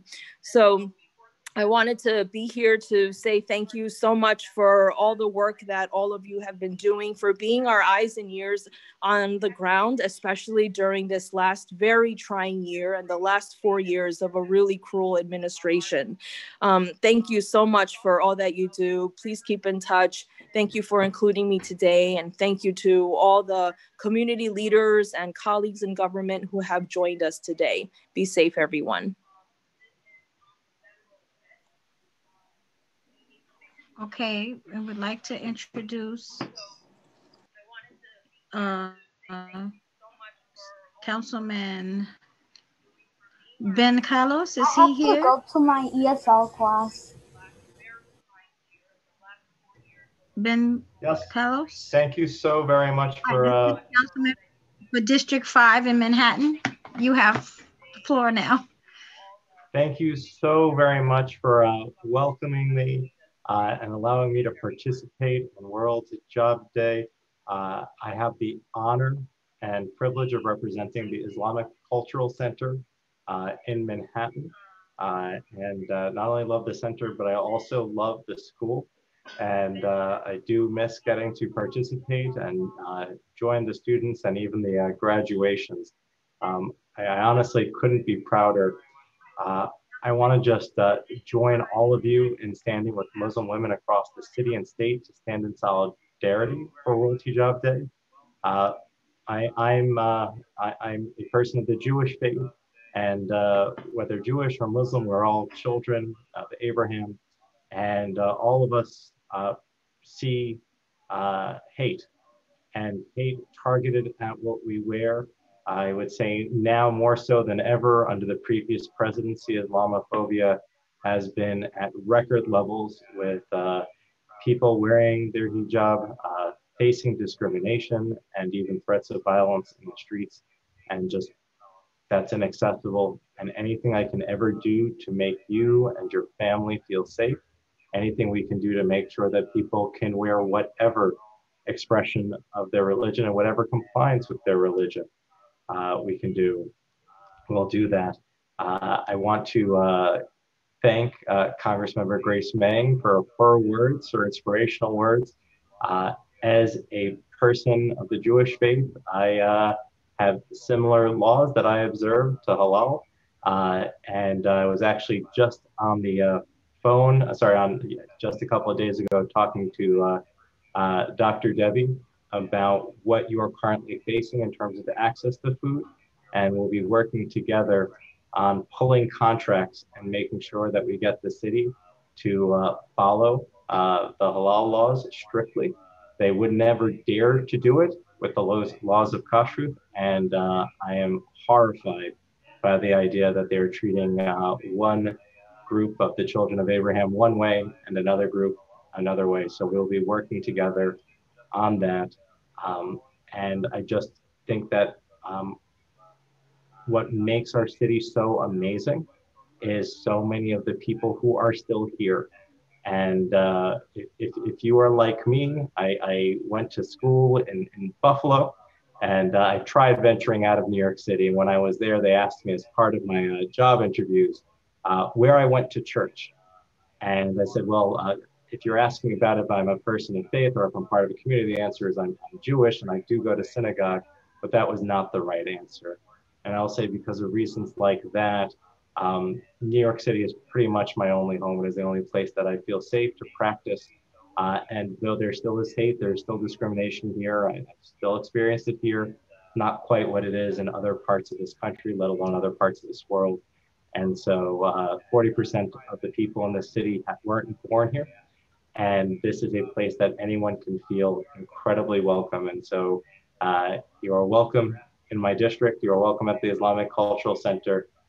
And please wear your hijab with pride. We welcome you. We love you.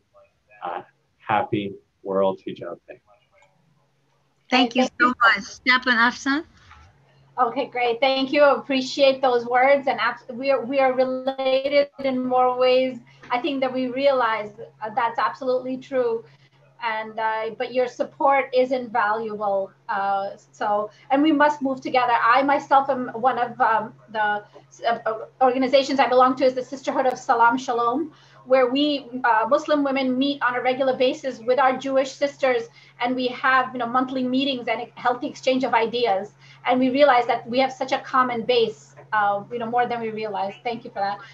Now I'd like to welcome another elected official with us, New York State Senator Robert Jackson. Robert Jackson is an American politician in New York City. He is a member of the Democratic Party, and he is the senator for the New York State Senate's 31st District on the west side of Manhattan. So welcome, Mr. Jackson. Welcome, Mr. Jackson. Thank you. Assalamu alaikum, brothers and sisters. Wa alaikum salam. I'm up in Albany. Assalam. I'm up in Albany trying to handle the business that we have dealing with housing, education, labor, and all of the things that are necessary overall. But clearly, let me thank my sister, my colleague, Roxanne Prasad, for moving the resolution in the New York State Senate that she will be speaking on this afternoon in our legislative session, which is starts at 3 p.m. And I will be speaking in favor of the resolution. So I happen to only come on and caught part of where Congressmember Grace Ming was addressing all of you with respect to the World Hijab Day resolution. But I say to you that, you know, members of my family, as you know, I am a Muslim member of my family wear hijabs all the time, and it's just part of our natural clothing that they wear.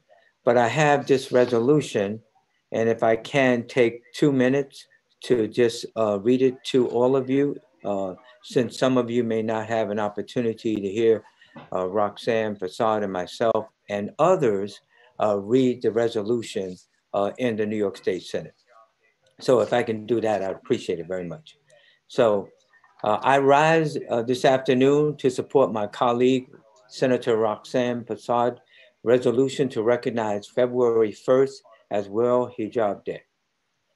The veil has been a crucial contested symbol of Islam for centuries. Most recently, it has become a stand-in for an imagined clash of civilizations, especially for conservative and religious fundamentalists, both in this country and abroad. What usually going on underneath the surface in those debates is that some men are saying women should wear one thing, while other men are saying they should wear another. In the end, it all boils down to patriarchy, and that's not a good thing. Instead, I encourage us to view the hijab as this resolution frames it, quote, a choice, a freedom, and a blessing. Women must have the freedom to choose their clothing free of judgment.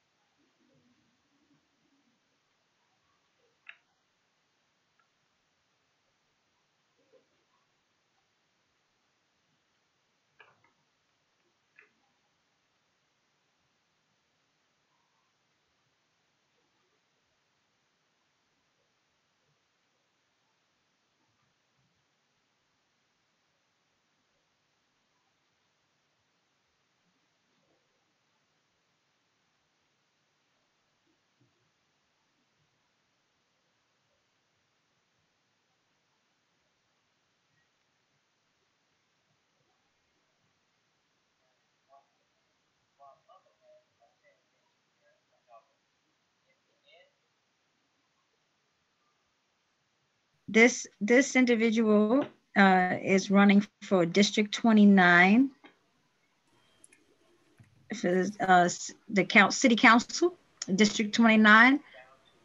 Alida Gargi. I'm sorry, I don't want to mess up her name. No, you're Gargarian? doing great. Yeah, thank you so much. It's Alida Gagarin. Oh, you look so pretty in your hijab. Oh, thank you for having me, and thank you for holding the space. You look beautiful too.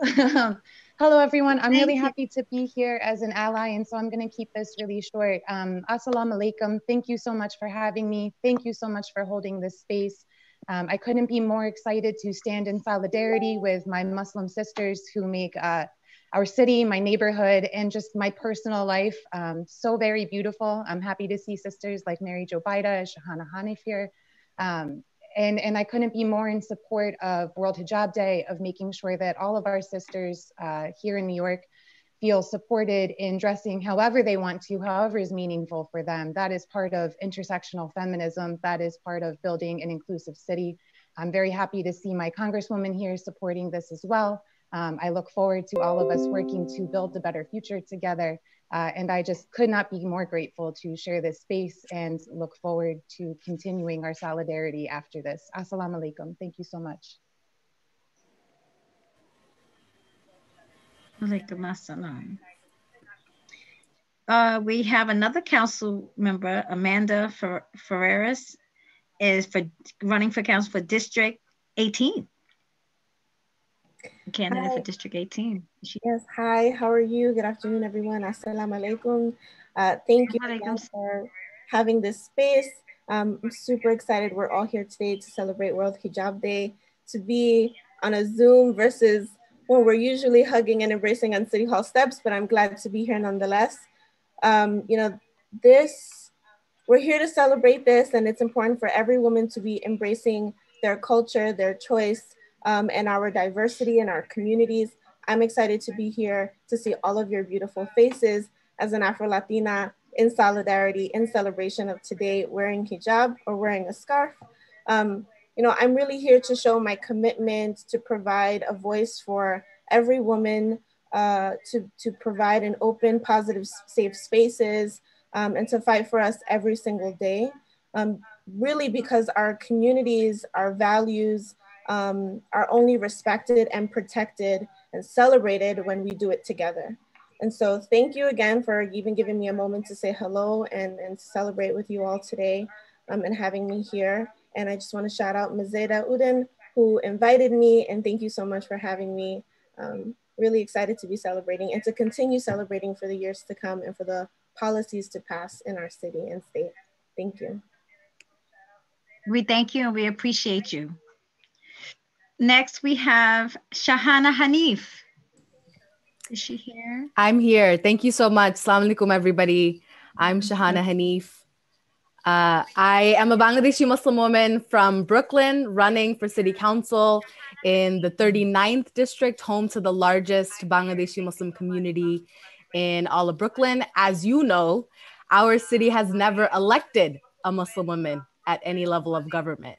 So this is a historic moment in politics, and it's a historic moment as we continue the fight to build a feminist city and government.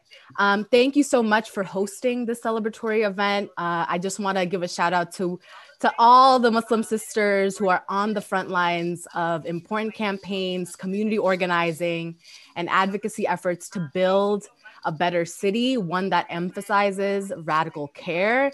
Majidanti, Faiza Ali, Alia Latif, Zainab Iqbal, Zakia Ansari, Tazina Zad, Dania Darwish, and just countless others. Thank you all so much. Today's also the first day of Black History Month. As a Muslim woman, I'm inspired by the legacies of Black Muslim women who were pivotal in the successes of revolutionaries like Malcolm X, the Black Panthers, and the Young Lords. They embodied what our Islamic faith teaches us, that the condition of a people will not change unless they change their conditions themselves. So I'm proud of all the community organizing.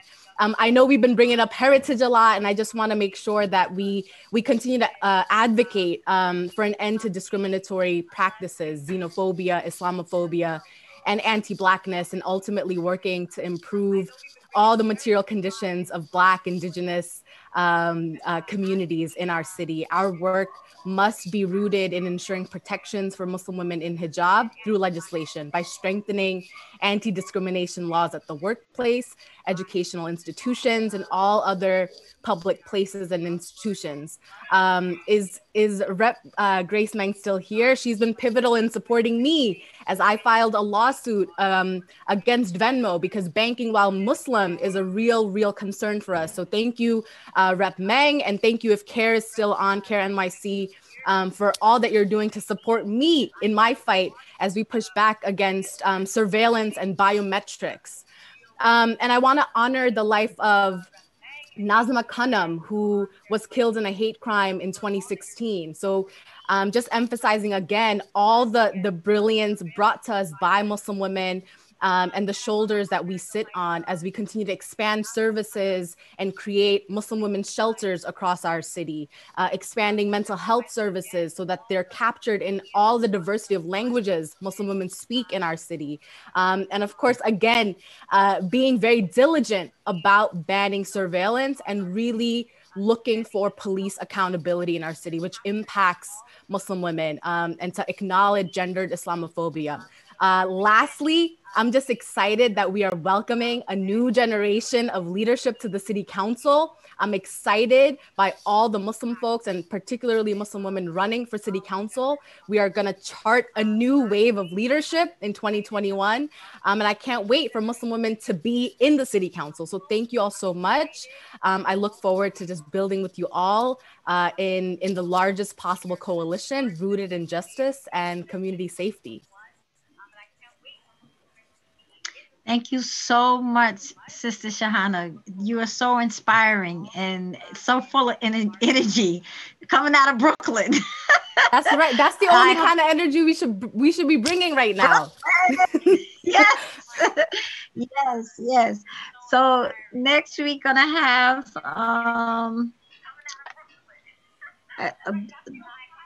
another district for District 29, a candidate for District 29. Doug, he's here? Yeah, that's me. Yes. Okay. Okay. Thank you, Kaplan. Thank you, Madam. Hi, everyone. Thank you all for the invitation. It's a lot of work that you have put for this celebration. Congratulations to the World Hijab Day, and congratulations to all the women who wear hijab. I'm glad to see that in this room, we have so many beautiful hijabs. So I'm really lucky to see all of you. And I always feel fortunate that I live in Queens, the most diverse place in the world. And we can have all the celebrations, all the festivals throughout the whole year. I mean, not only every culture and religion must be respected, including the privilege for the Muslim women to wear hijabs, which is mandated by the law. But I think by all these celebrations, by all the greetings, we are actually learning from each other. And we are getting more united and we are getting stronger, which is, I think, really needed, especially in this historical crisis time. I'm a first generation immigration from China. I came to New York City and settled in Forest Hills since 2002. I love this neighborhood. I love our city. I love our schools. I love our children. So I'm running for City Council District 29, which covers Forest Hill, Rego Park, Kew Garden, and Richmond Hills. Education and safety are my priority, are my two focuses. So because I think without public safety, there is no life. And without a good education for every kid, so this country will have no future. So I think in this time, we should put more priorities to continue to fight against all the hate, all the discriminations against Asian, against Muslim, against Black, against everybody. So, and we also should continue to support our small business to let them recover. And we should make sure that as soon as possible, we have a safe school reopening. Many younger kids are falling behind, and many older kids are experiencing mental health issues. Thank you all, for inviting, and congratulations to World Hijab Day. Thank you. Bye. We thank you so much. We appreciate those wonderful words and your support. Thank you, Kaplan. You're very, very welcome. We so appreciate that. Thank you. I'm glad I'm here. Thank you so much. Yes, we appreciate your support. Sister Mazita, is it okay that we share County Executive Laura Curran's video right now? She wasn't able to make it, so she sent a video. Can that be played right now? Brother?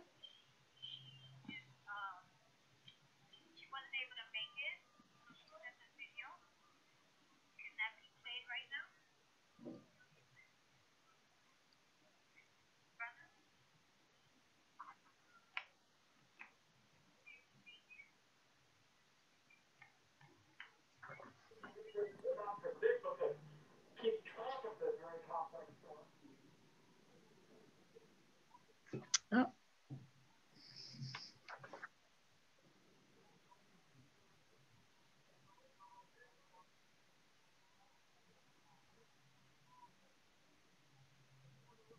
I think it's in your settings. You have to change the settings. Yeah, I believe we have some technical difficulties. Maybe. If you could play the video, I'll play the volume. Go back to the video, please. The other video, you're not going to be able to play that one.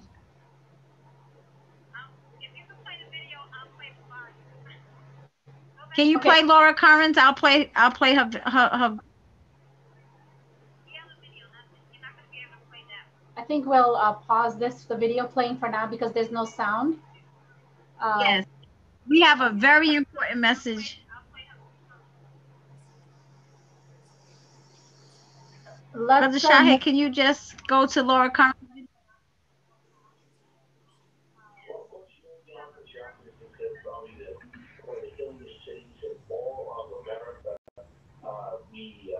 Our crews are out. We've reported so far what we hear is that we got about 12 inches of snow. Is someone playing? Snow that's due to a rock. We can't hear, Brother Shahid. We can't hear. Tony is very happy. He works out there. He has a trainer who comes. He works out 5 days a week. He has a pianist that comes. He sings 2 days a week. He can still remember the names. I think we're hearing somebody else's Brother Kabir. Somebody else. Yeah, Brother Kabir has. I'll play. Hi everyone, it's Nassau County Executive Laura Curran, and I'm so happy to join you, albeit virtually, in recognition of World Hijab Day. We are blessed to live in a country that celebrates religious freedom, and I am so proud to be executive of such a diverse and inclusive county. Let's never take our freedoms for granted. Go ahead, Chapter Jamila. Excuse me? Now I was playing it for... Hi everyone, it's Nassau County Executive. I played the volume. I was going to tell you to play the video, and I'll play the volume. Okay, that's fine. If we could, I think we all heard it. It was a. Why don't we move on with the next speaker that's here from SOS, Barrera Yamin. Yes. Assalamu alaikum. Hello everyone. My name is Barrera Yamin and I am 11 years old. I will be representing Shield of Solace charity organization. Hijab is the identification of a Muslim woman. It allows us to be seen intellectually. The Quran explicitly commands women to veil, not to oppress women, rather encourage modesty. The Quran states, "O Prophet, tell your wives and your daughters and the women of the believers to bring down over themselves part of their outer garments. That is more suitable that they will be known and not be abused. And ever is Allah forgiving and merciful." Thank you, Jazakallah, and happy World Hijab Day. Okay, great. Thank you, Barrera. That was very inspirational, and thank you for coming here. We have next the leader of Shana Foundation, and her name is Shana Begum, and we'd like to invite her to our forum. Welcome.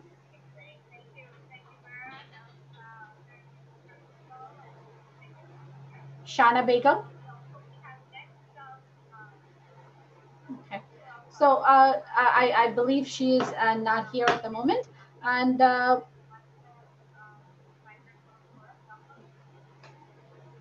okay, we have do we have Anita Jane?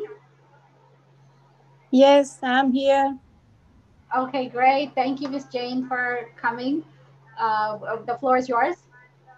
Thank you so much for inviting me. Assalamu alaikum to all my sisters. And it is an honor to stand with our sisters in solidarity for World Hijab Day. As you might know, I always join you guys on step of the City Hall for last couple of years since you started this. And I'm here in support you in your support and in support of World Hijab Day. Everybody should respect each other's culture and their cultural values, and we should promote peace and harmony. And that's what I do through my organization also, International Ahimsa Foundation, which promotes harmony and love in different communities. And that's why we are all here for. And I congratulate all my sisters for this World Hijab Day, and keep our unity together. And together we can rise. And I'm here for you. Anytime you need any support you need, I'm here in your fight for our own people, our own women's identity, for our own women's respect, for our own women empowerment. I'm here for you, with you, in solidarity. Dr. Neeta Jain. And I just want to tell one more thing, and that I'm running for city council. I've been to, in Mosque a couple of times, and our election is still going on tomorrow. So far, we haven't heard any postpone information. So I just want to tell all the sisters to please go out and vote if you live in CD 24, Council District 24, which is areas are Fresh Meadows, Kew Garden Hills, Kew Gardens, Jamaica, Jamaica Hills, Jamaica Estate, Briarwood, Hollis, and part of Richmond Hill. So if you live in Council District 24, please do go out and vote for me as your sister, in support of me in making history together, electing first women, South Asian women to City Council, who loves to work with all the communities as a member of our own community. And I would request everyone, please go out and vote for me, Anita Jain, as first choice for you, so we can fight for our more issues. Like I always stand with Mrs. Udain. She's like my sister. I stand with her for safest organization. I stand with her for Hijab Day. I stand with her for halal, halal food, kosher food, vegetarian food. We are fighting for it, and we will get it together for our children. And that's what I do. I take every issue as my personal, and I fight for it, and I get delivered these things to you guys. So I will be really happy and grateful to you all if you go out and vote for me tomorrow. I might be seeing some of you in the area. All right. Thank you so much for having me, and I will take your leave because I have to attend another Zoom meeting. Thank you so much for having me. You're welcome, and thank you, Dr. Jen, and we wish you lots of luck with your election. And our last, I guess, but not least, we're going to have, because we're really running over time, I think it's Mary Jubaida. Yes, I'm here. Assalamu alaikum. Happy World Hijab Day to everyone. It is so beautiful and heartwarming to see this. I thank Majeda Uddin Appa from Safest for organizing this event. I think I remember the very next year, since 2014, she has been organizing this celebration. In 2013, Nozma Khan declared this day. So I'm very grateful to Nozma Khan as well, because, I I myself is a hijab wearing woman, and I have seen the struggle, especially struggle that hijabi women face from all sides, from their family, from outsider, in Muslim communities, in non-Muslim communities. We women are always under pressure by men, by the society, by women, by everyone to make our decisions in a way that fits their choice, that suits their eyes.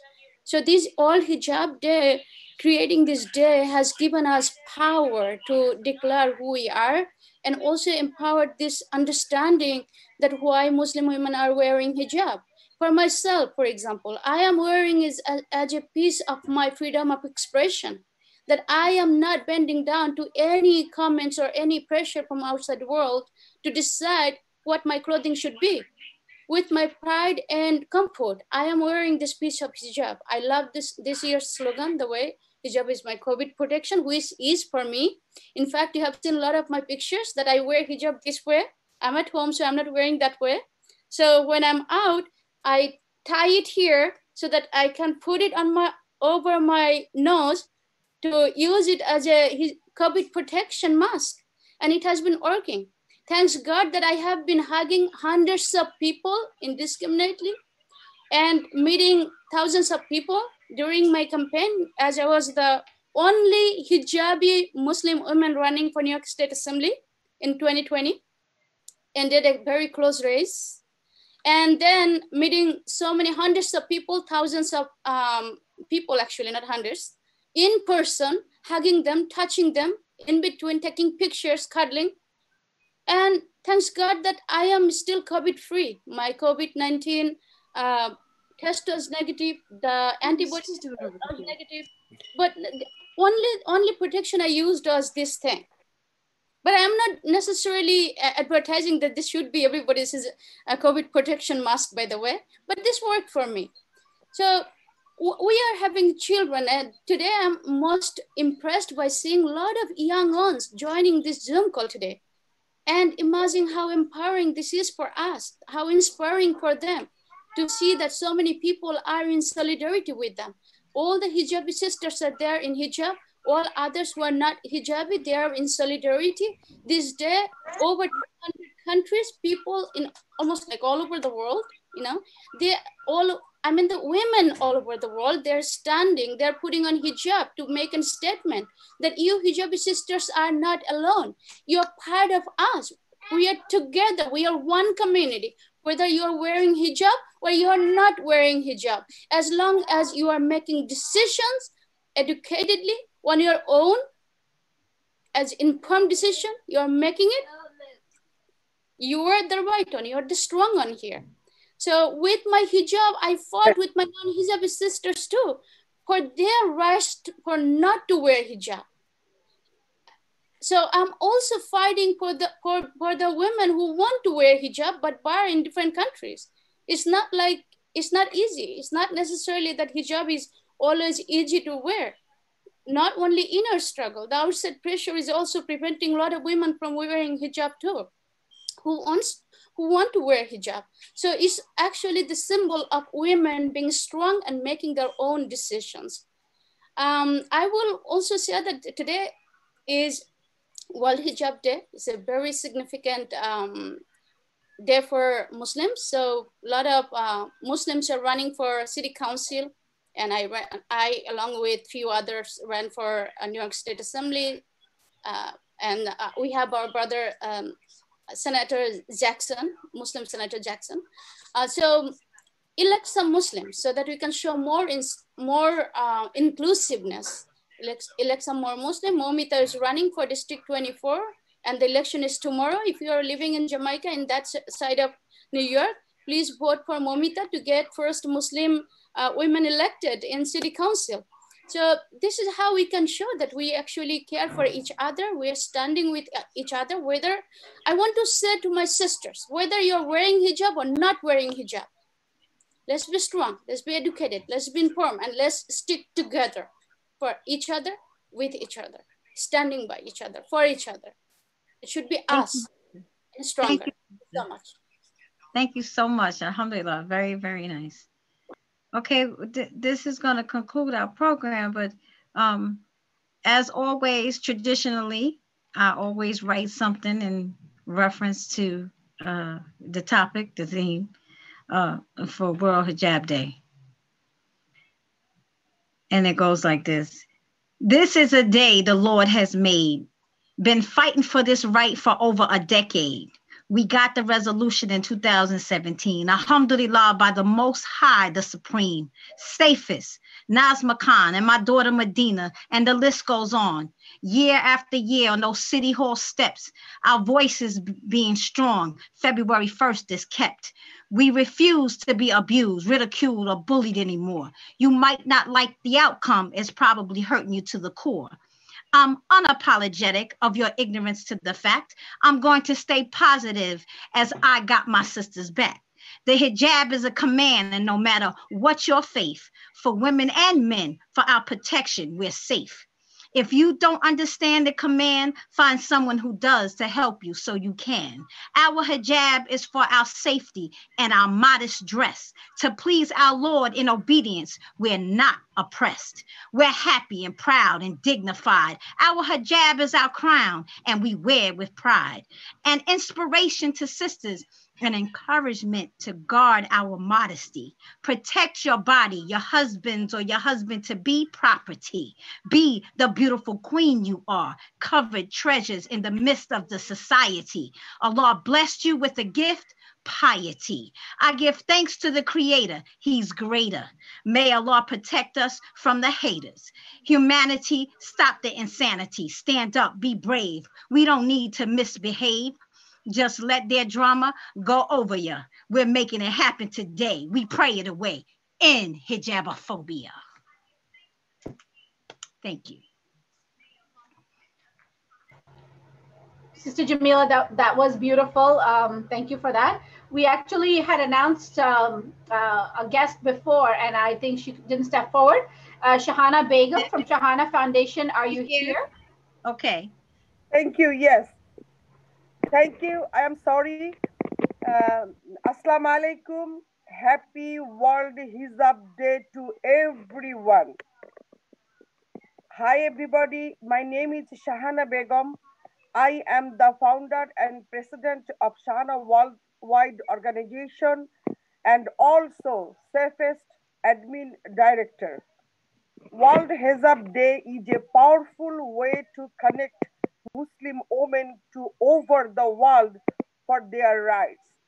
This movement was started to raise awareness for our sisters who wear the hijab and are discriminated against. It is important that the hijab is not seen as the way to control women. Other people need to understand what hijabs go through in the day-to-day life.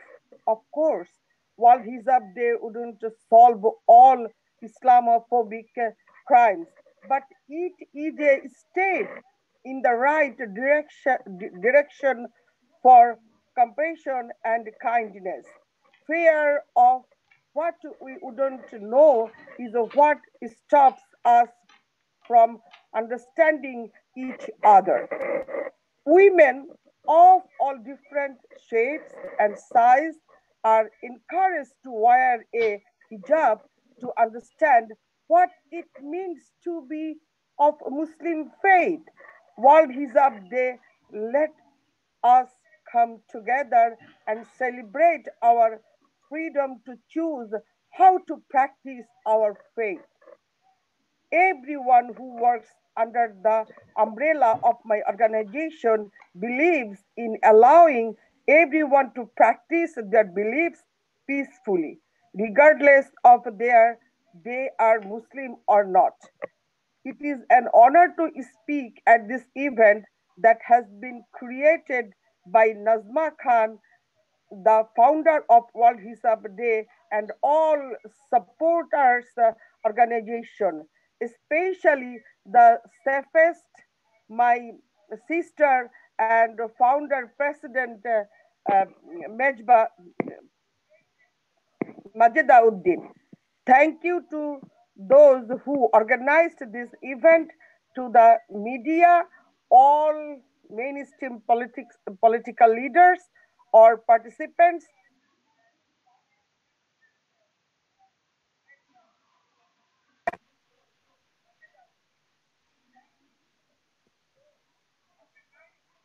Okay, thank you, Sister Shahana. We appreciate your support and presence in this amazing event. And I'm going to just turn it over to, is it Sister Jamila? Do you want to introduce the next guest? Is Sandra here? Here. Okay, yes. Thank you. Thank you so much. Hi, everyone. My name is Sandra Ong, and I'm running in New York City District 20 out here in Flushing and Fresh Meadows. I want to thank all the organizers of this event. I do support World Hijab Day. On World Hijab Day, we must not only defend the rights of all women to wear hijab, but we must work together to break down the misconceptions about hijab and demand an end to Islamophobia, racism, and bigotry. Our city was built on diversity, and we should celebrate that every woman has a right to choose what they want to wear. And thank you so much for having me here today. Thank you. And it's SOS Vera? I believe she spoke already. Okay, so can we have the Mufti come on for the last closing words and the prayer? Mufti Lufta Rahman, is he here? No, I think he left.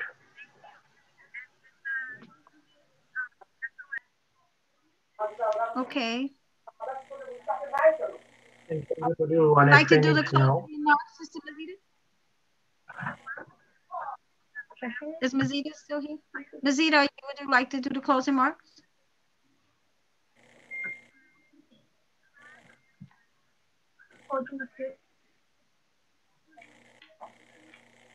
Many of you have been thanking Sister Mazida Uddin. She is not spoken yet, but she's really the quiet force behind today's event. And we'd really like to invite her to come forward and just end with some remarks. And as we take this, I know we've gone way over time. So Sister Mazida. Before she speaks, Miss Sister Mazida, before you speak, I'm so happy that to say that when we got the resolution, I don't know if y'all could see this, but this is the card.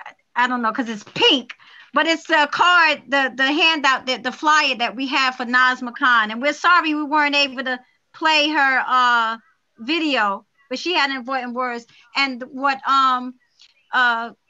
Miss Clark was saying about my daughter Medina, they were that on that flyer that year that we was on that City Hall steps. It was cold, but we're just so grateful to Sister Mazida, how she's been for a long time. She kept calling me to be with her, and we appreciate her so much for doing this. And now, Sister Mazida, go ahead. We love you.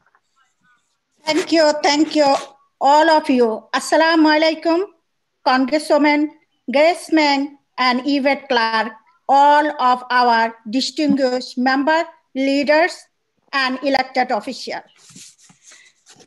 Today is our day, a special World Hijab Day. My choice, my protection, COVID-19, my choice. Thank you. I am also Muslim, wearing hijab. I was a student, BMCC 9/11. Since 9/11, I was almost every day is harassing. After 9/11, I was a BMCC student in the subway, in that even when I'm heading to my home. After 2013, Nozma Khan was the victim, and I took it seriously. I took it, oh my God, it non-stop violence. And Nozma Khan was like my daughter, and we need to lifting them so that they can be safe in our nation city, state. That is why I am taking this movement to giving every opportunity. Everyone should have a voice, no discriminate for their color, for their piece of clothes. I am urging today, I'm very glad we are rising. Michelle Obama said that they go low, we go high. And this is our time. If hater is getting lower and we are getting stronger day by day. I am requesting our Congresswoman Graceman, Congresswoman Yvette Clark.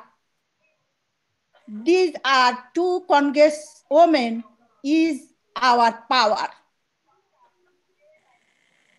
They can bring anything to raise our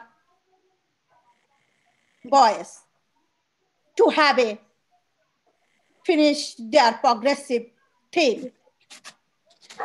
Not only that, Graceman and Yvette Clark, Ilhan, Rashida Tlaib, we have a power. No one should be discriminated. No one should be just for a piece of cloth. We just started to getting day by day stronger each other, save each other, protect each other. Whoever running in the city, state, and house, we are with them, and we are very powerful. Our honorable elected official, house, state, and city, they are always stands with us and for us. We are really appreciated them.